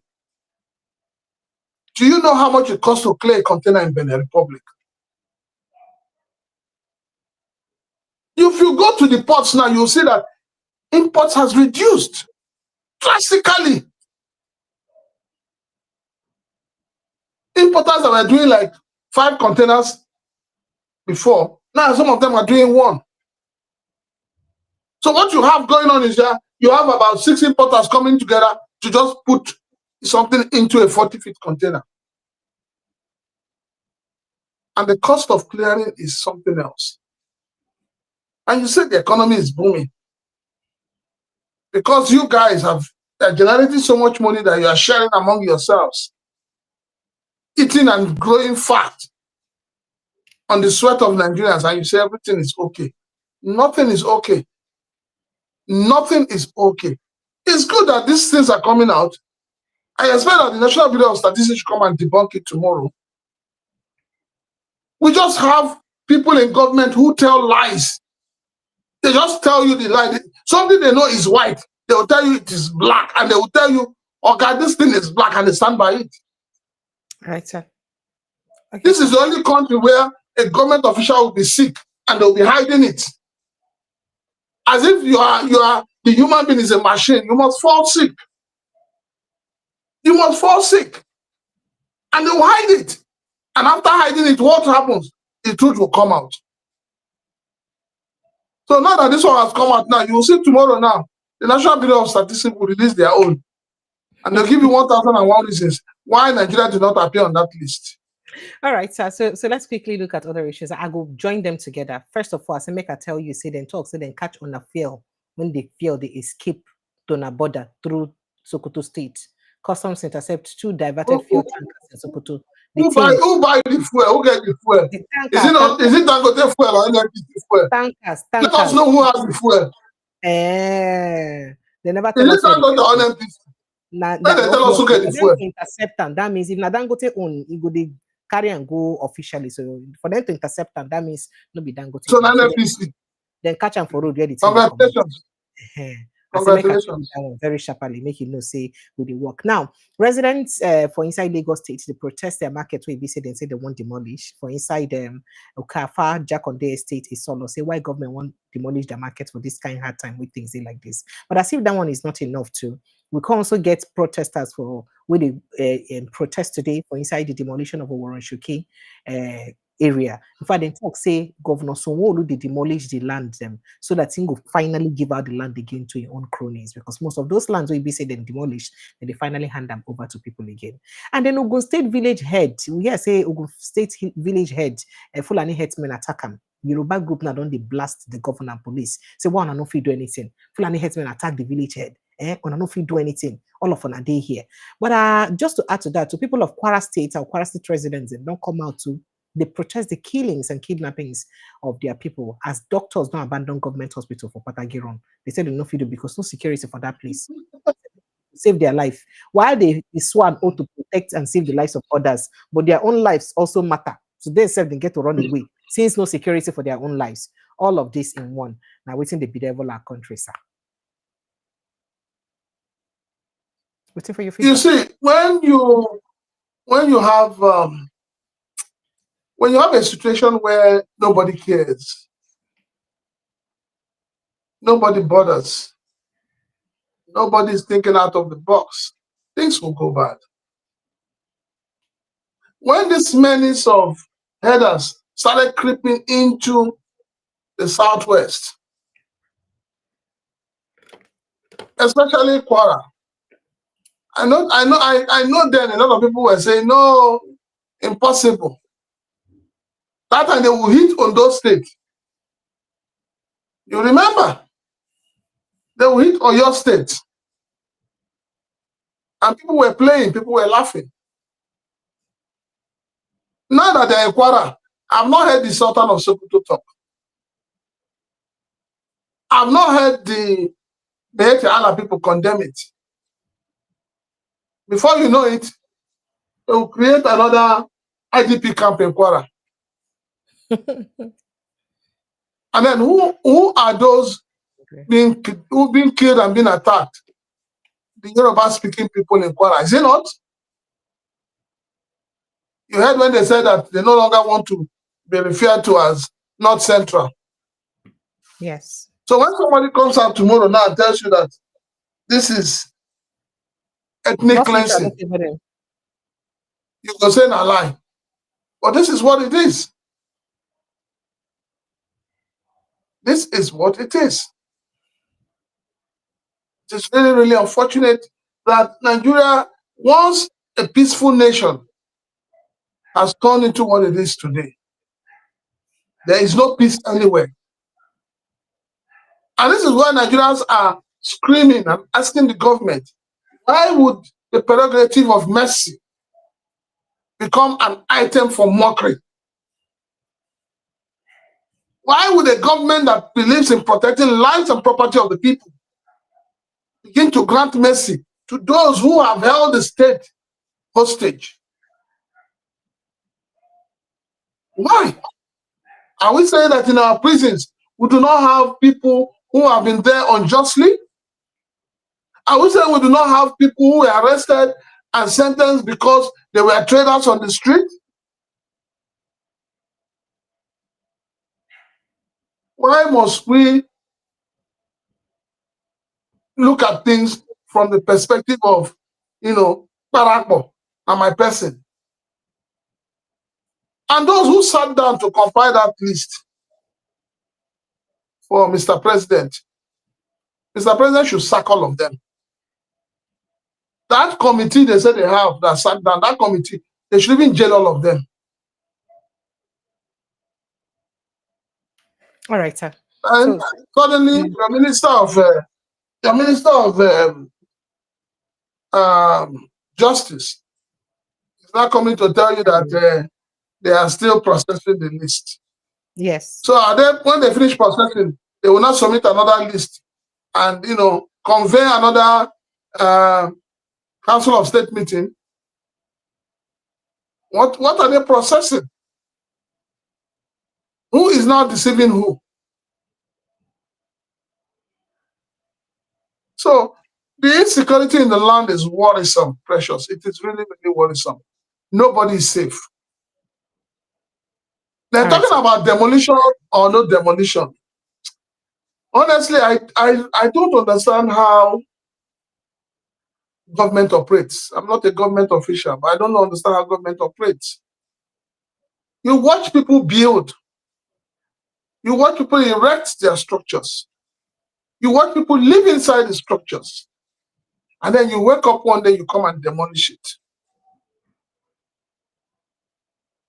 Is it that there are no other ways to go about it?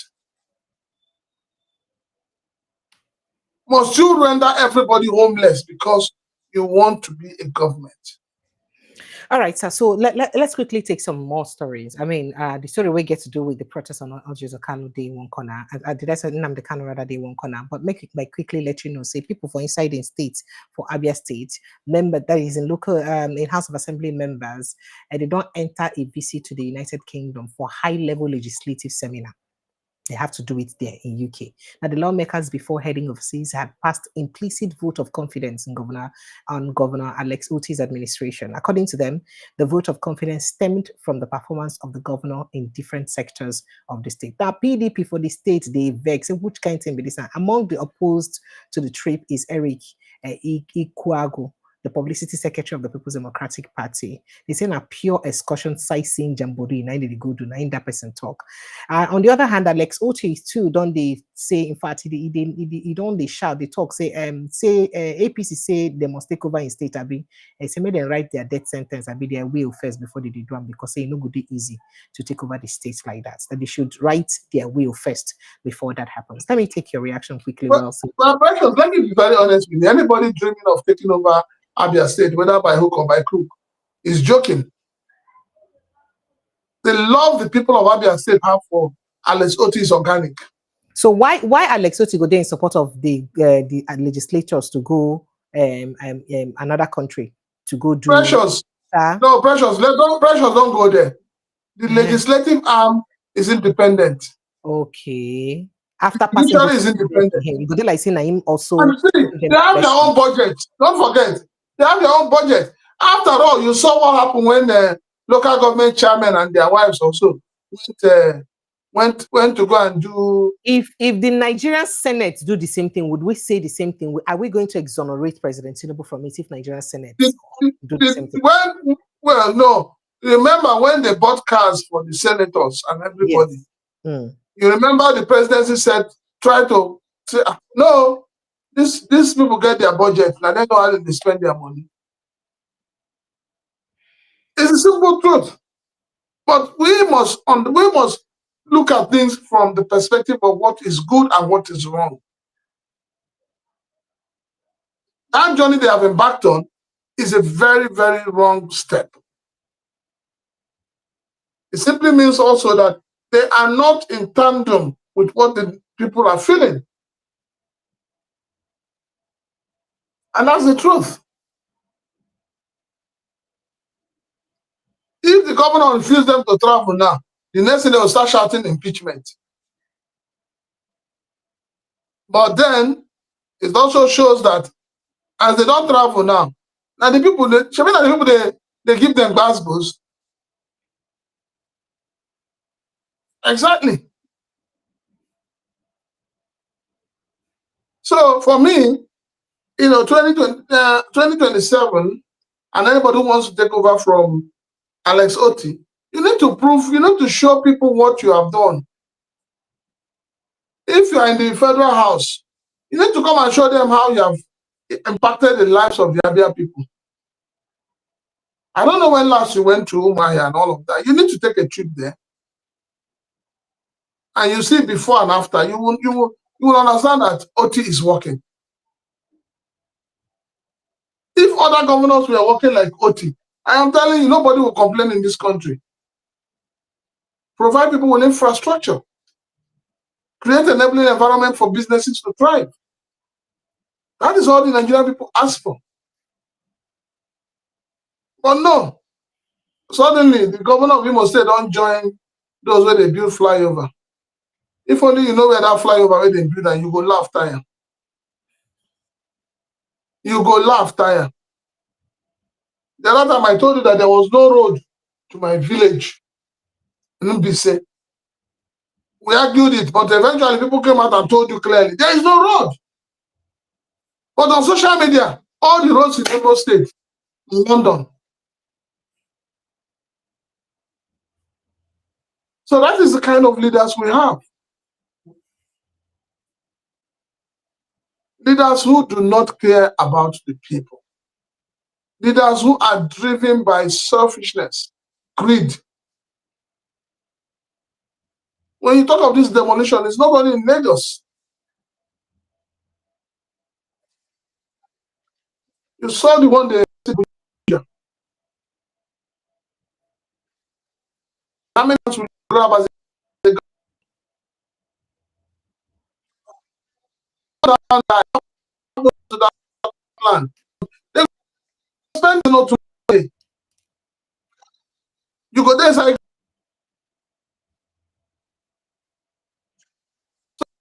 so no government would go about demolition, especially at a time when the country is unstable, at a time when the people are finding it difficult to survive. And you say you want to curb crime. When you want to curb crime, you are throwing more people out of work. And so tell me, how are you going to curb the crime?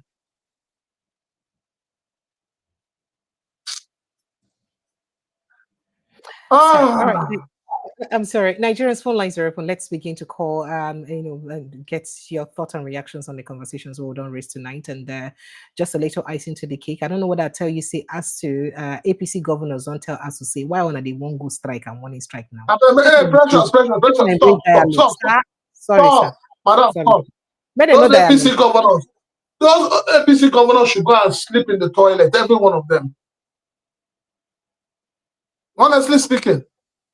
How much are they earning every month? How much are the lecturers earning? Okay, sir. Have you gone to the university to see the kind of infrastructure they have there? It's one thing for them to open their mouth. How do that? Why are they not keeping to the agreement they are signing with us? Why are they not keeping to the agreement? Why is the federal government not keeping to it? Why must they wait for them to go on warning strike before you start telling them, whenever I agree, make they negotiate?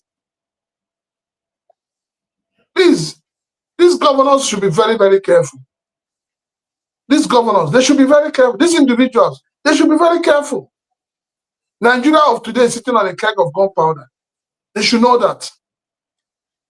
They should know that the people are not happy. All right, sir. But I keep saying, that hunger never reaches crescendo. When the hunger and poverty reach crescendo, hello, good evening and welcome. Thank you, Precious. Sir? Good evening to you. Good evening. Prince Chilaka. Thank you. Good evening to you too. Please remind us your name and where you're calling from, sir. Yes, my name is Sammy. I'm calling from the United States. You're welcome, Mr. Samuel. Go ahead. I want to really speak to the winner of Mokui's interview. Okay. All right. Go ahead, sir. Now, Reno is trying to launder the image of this administration, in a good light, but thank God it blew back, on him, right there before the world for us to see. Okay. Now, but what is wrong with laundering an image of your government to make your government look good because it's doing good? It is right. When you launder the image, it's good to launder the image, but the obvious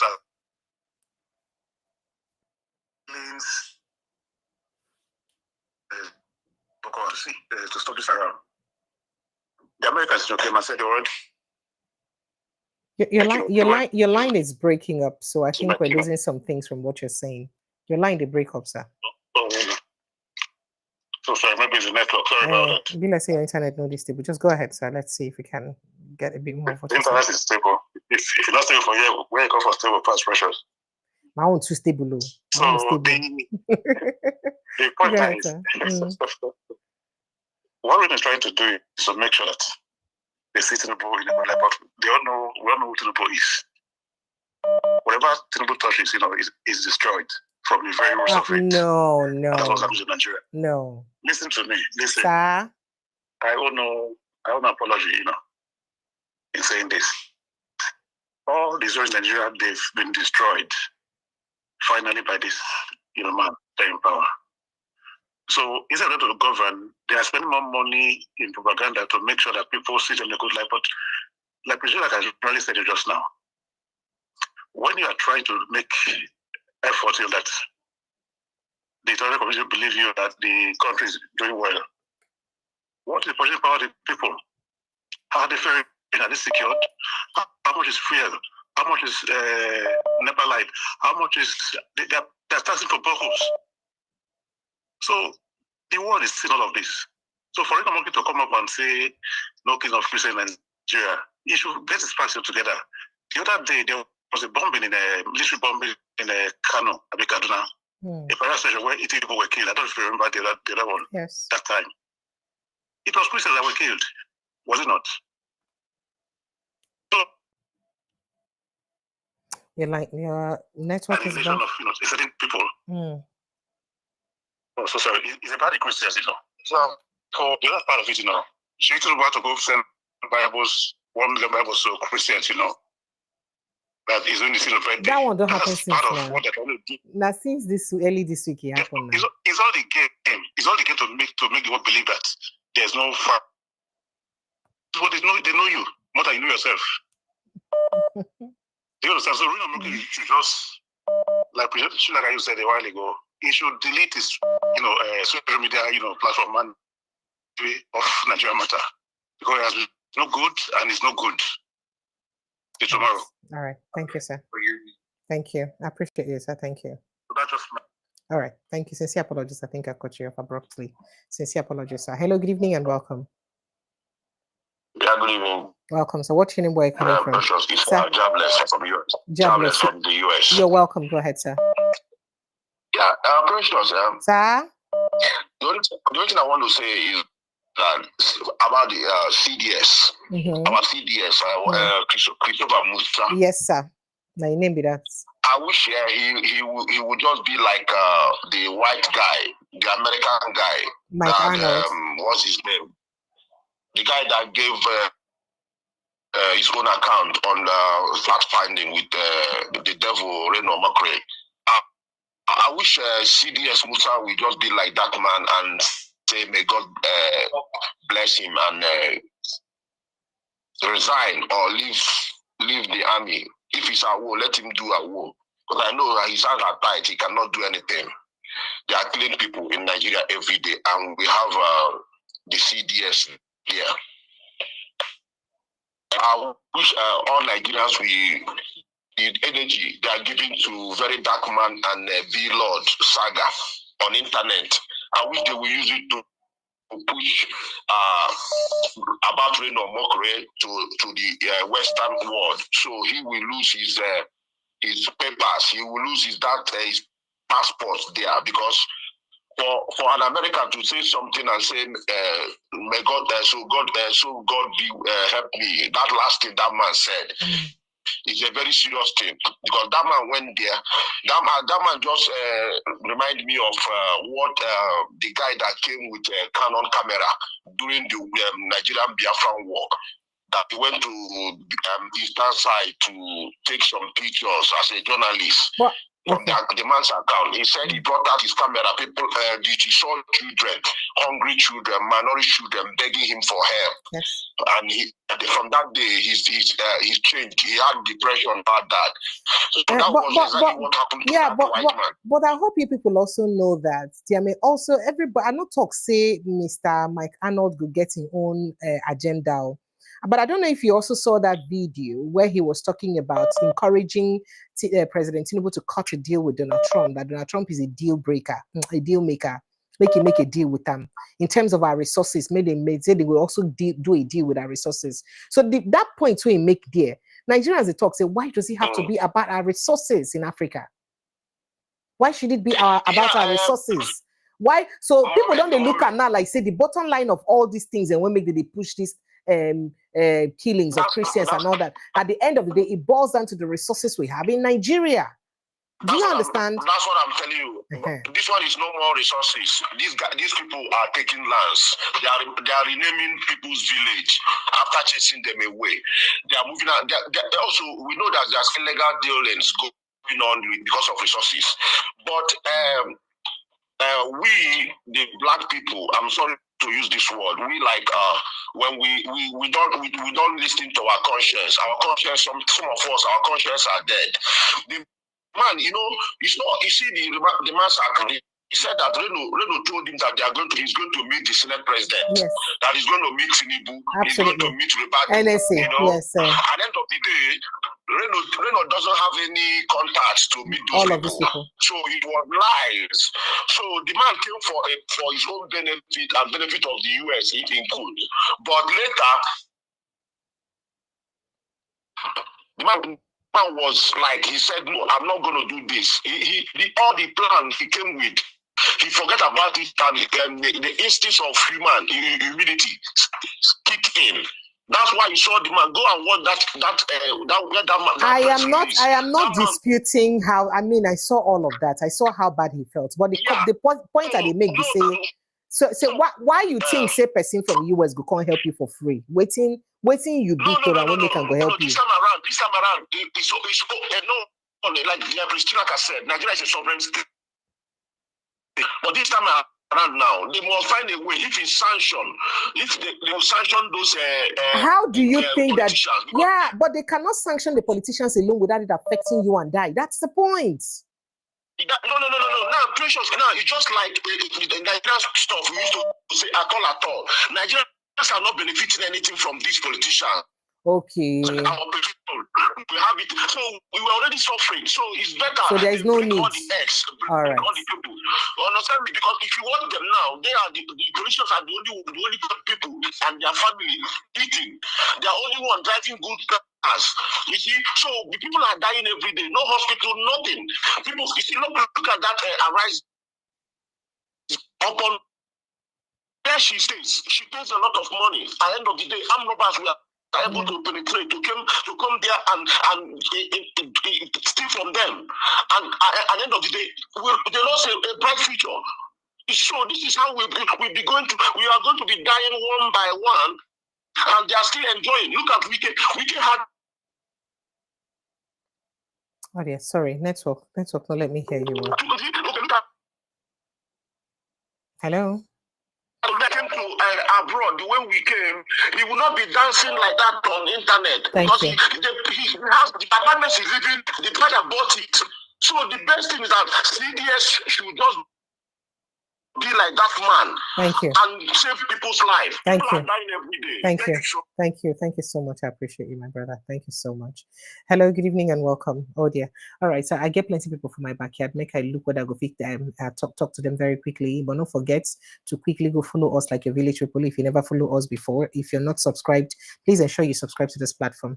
Just click on the subscription button, I beg. No go cost you money, not free of charge.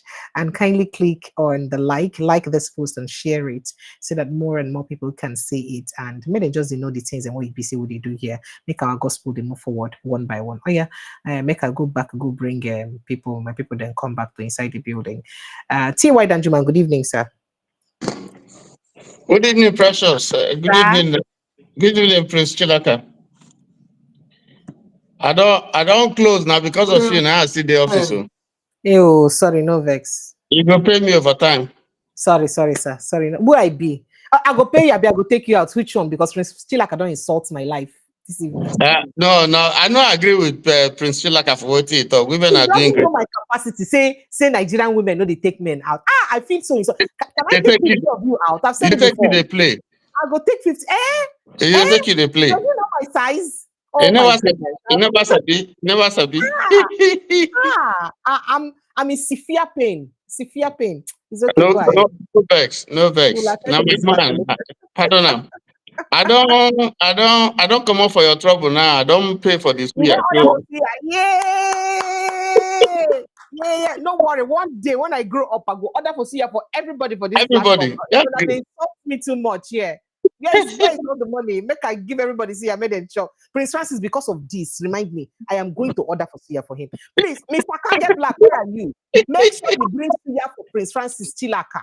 I will order USC. See, I don't know whether you understand what it means. With a bottle of vodka. So eat US Suya. Suya from US. I will do it. I will do it.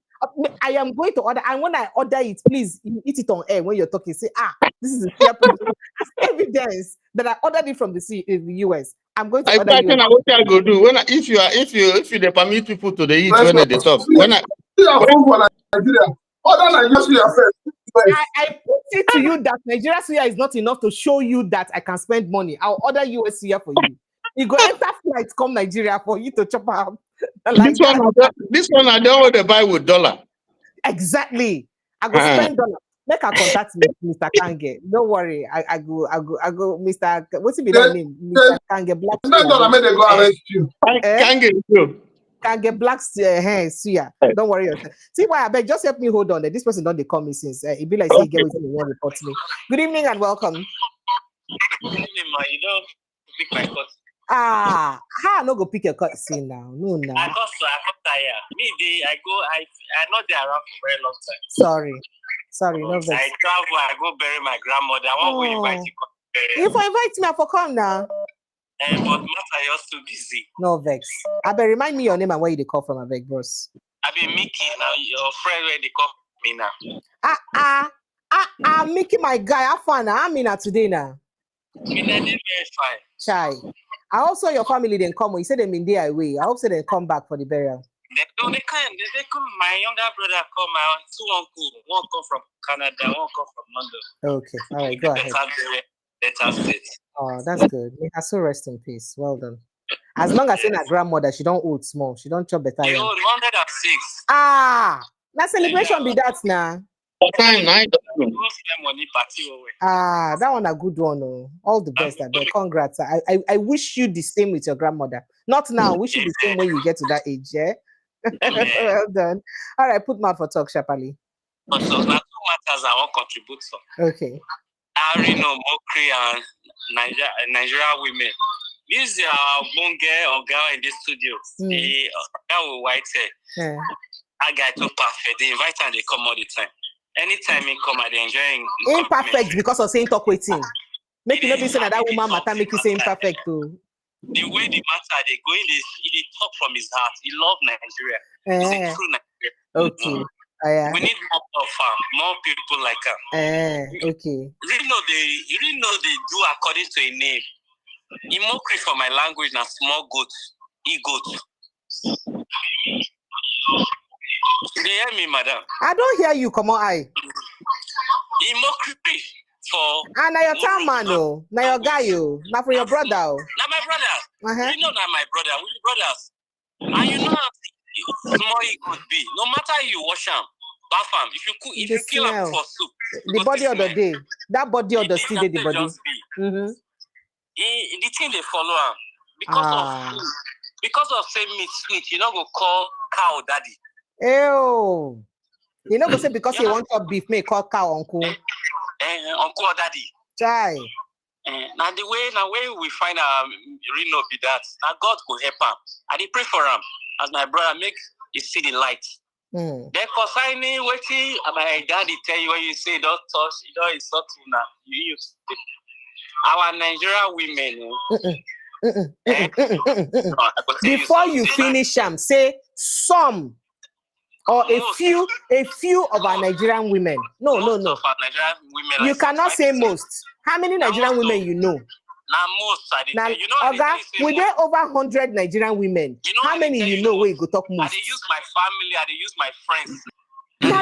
Now the ones where you know 9 days like that. Now the most of the ones I know they differently. Now maybe they just say most. You when you do statistics, you go calculate many people you know. Our women, the poverty when they suffer for Nigeria, our women contribute to it. I don't like what you people are doing in this show because I'm maybe the new woman here. Example. Before I drop, I'll give you one simple example. You and your classmate for university. This guy did brilliant past you. She graduated with 2-1 or first class. You graduate with first class. How will you be smart enough to provide for the family or move the family to the next level when the smartest person among you too? I do not agree with you. You know why I'm saying this? No. My brother, calm down. Let's talk about it. I don't talk. I do hard conversations. I know they do man and woman matter. But if you want to make a put mouth there, they call my brother. Madam Precious, you do 1% for Nigeria. Not be about me. This conversation not be even about me. This conversation is not about this. Just calm down and make a. I know of somebody. Calm down, brother. I know of person where be say for more than 15 years, her husband never get job. They live for the same house. Now they cater for the home. This woman does 2-3 jobs just to meet up for inside this Nigeria to meet up. Guess what she does? Anytime school fees for the children, house rent that she they pay. When house rent expires, she go withdraw from her account, transfer to her husband account. Her husband go use the account, pay the house rent. So that it go be like saying that him they pay to the landlady or landlord. Same thing he does. She does. Precious, when percentage. She go promote percentage. Pay to her husband go pay for 14 Precious, percentage. Constantly. Percentage. Precious. Give us the percentage. No, they good. The women folks, then only 1% they do like Give that. us the percentage. They were looking at capacity. This is not good. This is not good. I think you should change your circle of women. I think you should change your circle of women. If the women where you know, now people will be say, sir. You know what happened for National Assembly? What happened? Among the women, there no one were there to support Sasha. And the way women be. But that's not true now. When they talk, that's not true now. All these are bad leaders. They not get wife. You know, as women powerful for marriage. Aya, don't worry. Aya, they go. Somebody they call me. Woman, they call me. Bye. Get a woman, make them defend you. Get a woman. Make a pick woman call. I think I need the support. Good evening and welcome. My mind tells me you're a woman. Welcome. Hey, network. Of course.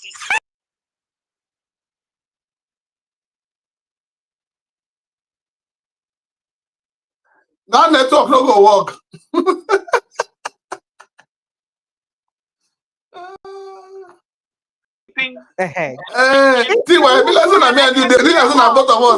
now. She's a woman. No, it's Let okay. Don't put pressures come out. I don't come back on air. You didn't hear me, or they hear me? See what Danjuma, can you hear me? Go ahead, please, Laura. Go ahead. This is Laura, right? Laura, you're welcome. It is God that will bless you for coming at this point where I am in the middle of this man. Thank you. Go ahead. Precious, Sir? I actually don't talk about that's he goats. I'm sorry that they call Reno. Sure. But I was so pleased today when I finished from work and I kept saying from Aisha's page, Reno disgrace. This one say Reno. I was so happy. Reno is a classic psychopath. Right. He is seriously psychopathic. And whilst you were talking, I looked online and I read the symptoms of psychopathy. Anyone take it, you don't even need to take him to a doctor. You can almost self-diagnose him as a psychopathic person. The tragedy of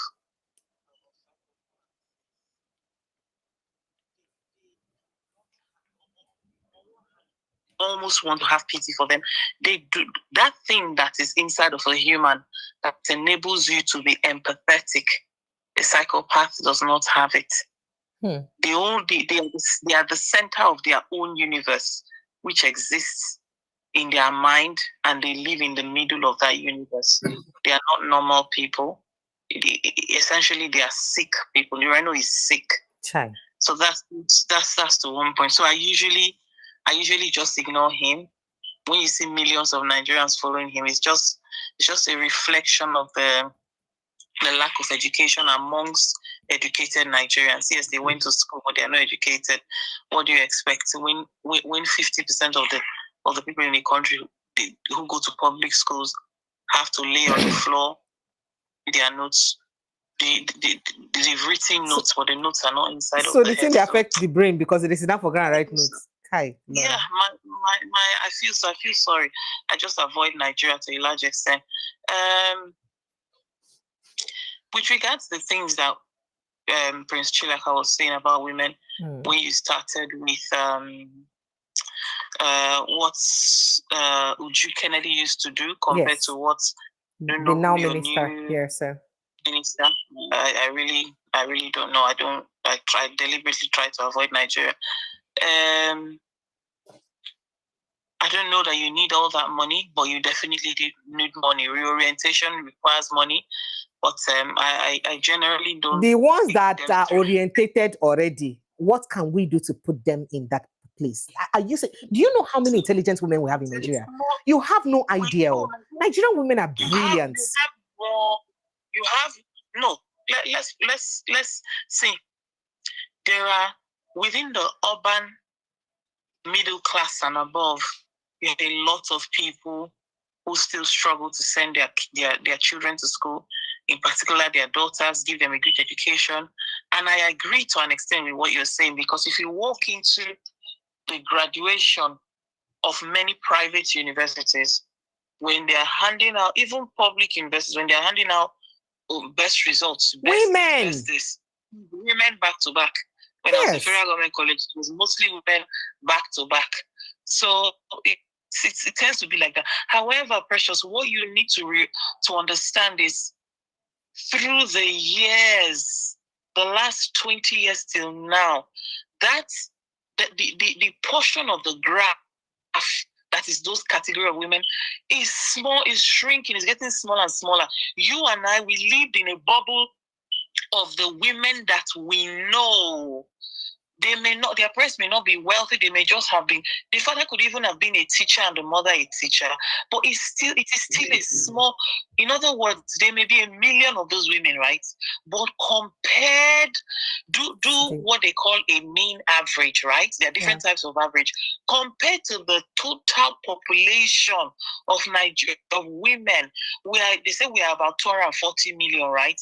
Let's say women are only, let's just say women are 50% of that. That's 120 million women. The number of women that fall into that category, we are less than probably 20% of us I believe less than 20% of us. When I finished university and I came out and I finished university, I did my Laura, you help me make it quick. I have less than 15 minutes to end this show because my service providers are warning me of downtime by 11. Let me wrap up. When I came out from that bubble of the type of women that you have experienced, that I have experienced, was when I went into NYSC. And I saw a different set of women. And then by the time I came out from the whole university system and I began to interact, because from being in secondary school to university, I kept the same circle of friends that I knew from Federal Government College going forward. But by the time I came out from that wider bubble, I was shocked. I was shocked at the quality of women. So I'm sorry to side with the men. I'm sorry. In this instance, the average Nigerian woman, yes, I'm sorry to side with Prince Chilaka, and I was shocked. Let me give you an example, because I always prefer to tell stories in my example. The church I used to attend in Nigeria, I met this young lady, let me just say a few years younger than me. Her parents weren't well-to-do. They were really, really poor. She came to live with her brother in that city or something, or her cousin, and he's working. Okay, this girl has a job. I just want to paint a quick example for you. She had a job. Where she was living, she was not paying rent because she was staying with her cousin. I think maybe the cousin later moved out or something. She had to pay. I can't remember the details, but my example is on the housing estate she was living on was off a particular road. Her office is directly opposite where the estate is. That office, she to tell you how close it is, during lunch break, she leaves the office to go home to eat. That's one. Then her church is the same church we're attending. It's about 15 to 20 minutes walk from the house to that place. But here is this girl. One day she told me, I went to meet the pastor of our local branch. Me and the person that I'm engaged to, we told him, we've shown ourselves to the pastor so that they know that we're dating, we're engaged, we're preparing to get married. So I was really happy for her. I was really proud of her. The next minute, one day I was passing by her office and I stopped by, and the next day she's telling me, there's this guy, he asked me out, he's a new guy, he's all these guys that go on the sea to work. What's my own? I said you should give me money for I don't really spend a lot of money on all those things. There was this weave on that was raining there, and I can't remember. Laura, it's okay. Let's go. It's okay. No, Laura, there's no time for this. People are queuing up to talk. We have less than 10 minutes to wrap up. I'm pained. Okay, I'm pained. No, I'm not going to say up to 10 minutes. It's not because of you, so that others can talk before the end of the 10 minutes. I'm going to get off. She said 50,000 naira, and the guy should give her 50,000. And I thought to myself, I thought this girl told me a while back that she was engaged, that her and the guy have shown themselves to the pastor. And little by little, she began to unravel before me. And I found that lots of the girls, even though there's another one I met in church, many of them like that. And I was shocked. You said I went to a man's house to wash clothes. I'm like, why are you going to wash clothes to somebody you're not married to? The craze for money. And the small amounts of money. Why did I take the time to explain that her office is opposite her house? In other words, I was trying to say her needs are minuscule compared to her salary. She's already engaged. So what is she still looking for money for? I'm sorry to say, I want to agree with Prince that a lot of Nigerian women have unfortunately cheapened themselves. That's my contribution. Hey, Laura. Good night. Thank you so much. Thank you. T.Y. Danjuma. It's okay. Talk what you want to talk. I'm not going to say anything again. No, that would be a discussion for another day. I don't agree at all. I don't agree, but thank you for not agreeing. Thank you for not agreeing. But if you don't agree, you're not being realistic. I have a wife, so I can speak for myself. My mother amazing women, and I'm honestly shocked to hear all of this.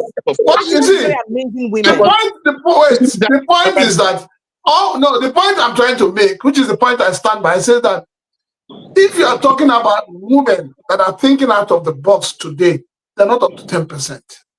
And that is the truth. Statistics from, I don't know. Because That's your thinking, but I don't know where you got that statistics from. No, it's not. I'm a very liberal person, but I'm telling you, I relate and I'm telling you.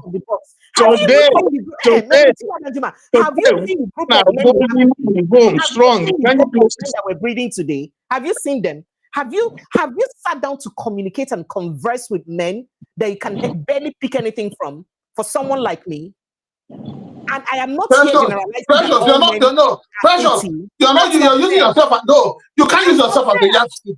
Please let us be honest with ourselves. Oh yeah, sorry, sir. You cannot use yourself as a yardstick. It's okay. Make a pick another call. In order for us to have a meaningful conversation, remove yourself from it. Why am I a woman? Good evening and welcome. Please make it 30 seconds if you can. We don't have much time. Good evening. Hello. Yes, good evening. Welcome. Hello, it's Chichi from Canada. Chichi, you're welcome. Very short. Please make it very short, please. We don't have much time. Here's a woman thinking out of the box. I'm wondering why don't we as Nigerians show a show of unity and use Twitter or X and tweet at the new INEC chairman and tell him specific reforms that we want for this upcoming election, instead of everyone just saying electoral reform.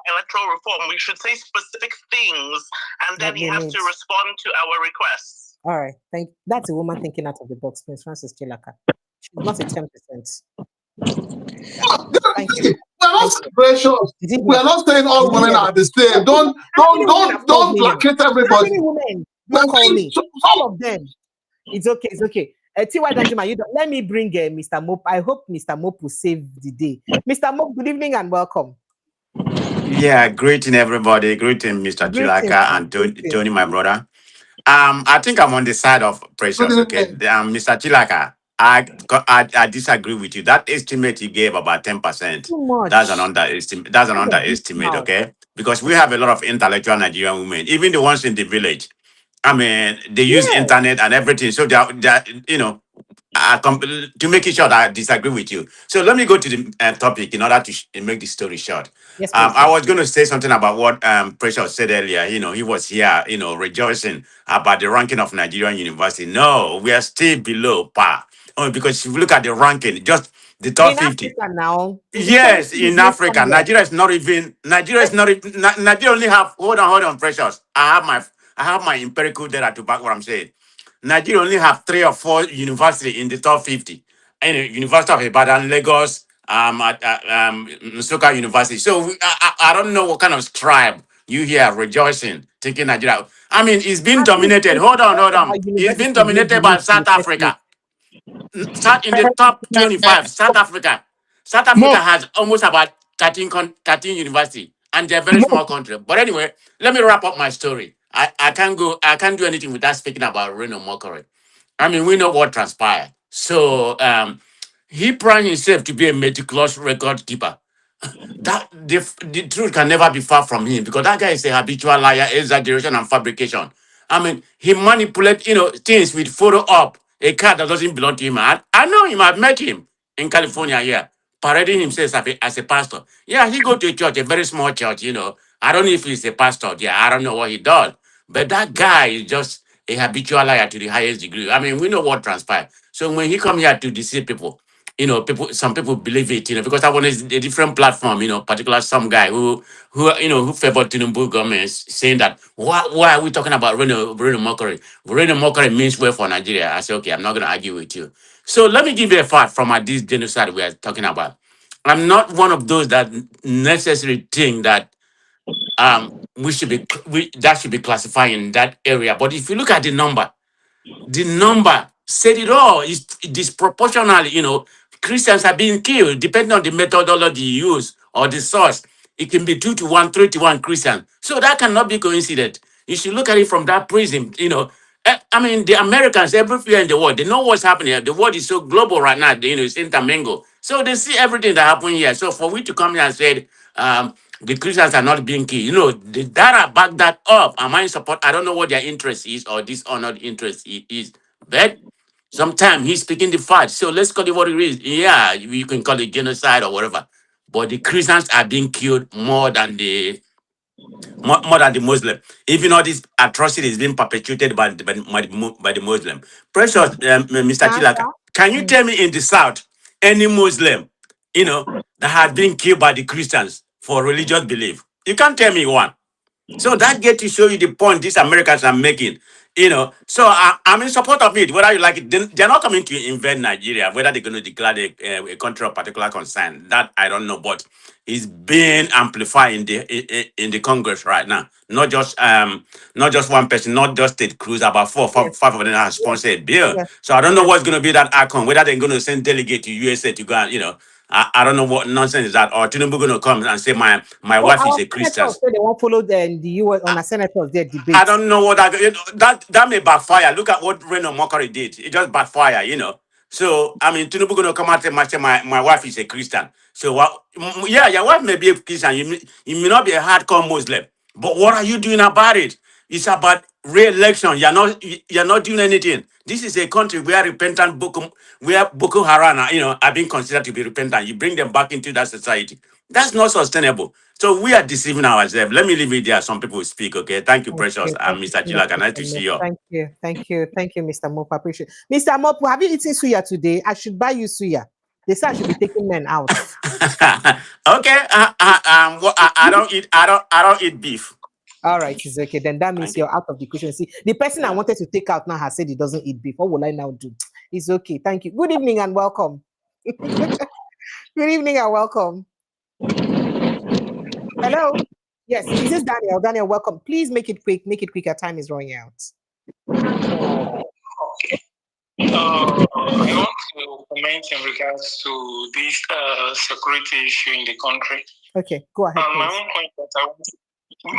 point that I want to make is that regarding to them putting Nigeria as a nation of particular concern, it's something that we should not pray for.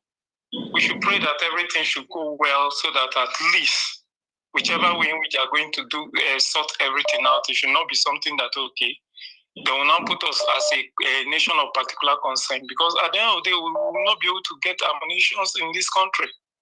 And the fight will become more and more difficult. I would have loved to say more, but you don't have enough time. But these are things in which... So I understand that concern, and that's also what our Nigerian government is trying to avoid. Make them not put us as, designate us as country of particular concern, because it go hard to buy arms. So many things go happen. So now wait to make it normal. Tell you the number of people trooping in from Sudan into this country present now, you'll be shocked. So that's even when the Oga was saying that, okay, they should at least put fence in the border. You know what he's saying. But who are the persons that are going to man all this border? A lot of things presently. A lot of things. And the money Tinubu is pumping serious money. There is serious money everywhere now. But at the end of the day, they're really using this money. Thank you. Thank you so much. Next time I'll call him. Thank you so much. I appreciate you. Good evening and welcome. Sir, is this Mr. Ola from Chicago? Yes, man. Mr. Ola, thank you for coming to my rescue. Good evening and welcome. How do you know whether I'm coming to rescue you? You're my guy. You're my daddy. You're my guy, so I know. Okay. I think I will support you in one way, and I will disagree with you in the other way. Oh, it's okay. I'll manage. Yes. Okay. I greet Prince Chilaka. I always enjoy him. I greet you. I greet you. Me. And I greet T.Y. Danjuma. Yes, sir. Yes. Okay. Precious. Sir. We cannot say all Nigerian women are the same. Mm-hmm. No, I think I will try my best that I give them 30% of Nigerian women are like that. Let me tell you about my own woman. My woman pay for the house I'm living right now. Please, she's still living in Nigeria. She pay for the house we are living now. Please say it louder. Prince Francis did not hear that in well, sir. Please help me increase the volume. Hey, oh, this network. Oh, wait, sir. Oh, this phone. Go ahead. And I can hear you very well. Okay, go ahead. Can you hear me now? Yes, I can hear you now. We can hear you now. Yes, sir. We're about to purchase the house we are living now. 15 years ago. My wife still lived 17 years ago. Okay. She's still living in Nigeria then. Mm-hmm. She sent money for us to pay for the house. Mm-hmm. Although that time she was a diploma. Okay. She paid for the house. The car I'm driving now, she bought it for me. But guess what? Before she become what she become today, I'm the foundation of what she become today. But 30% of Nigerian women cannot do that. Precious. I trust you that you can do it.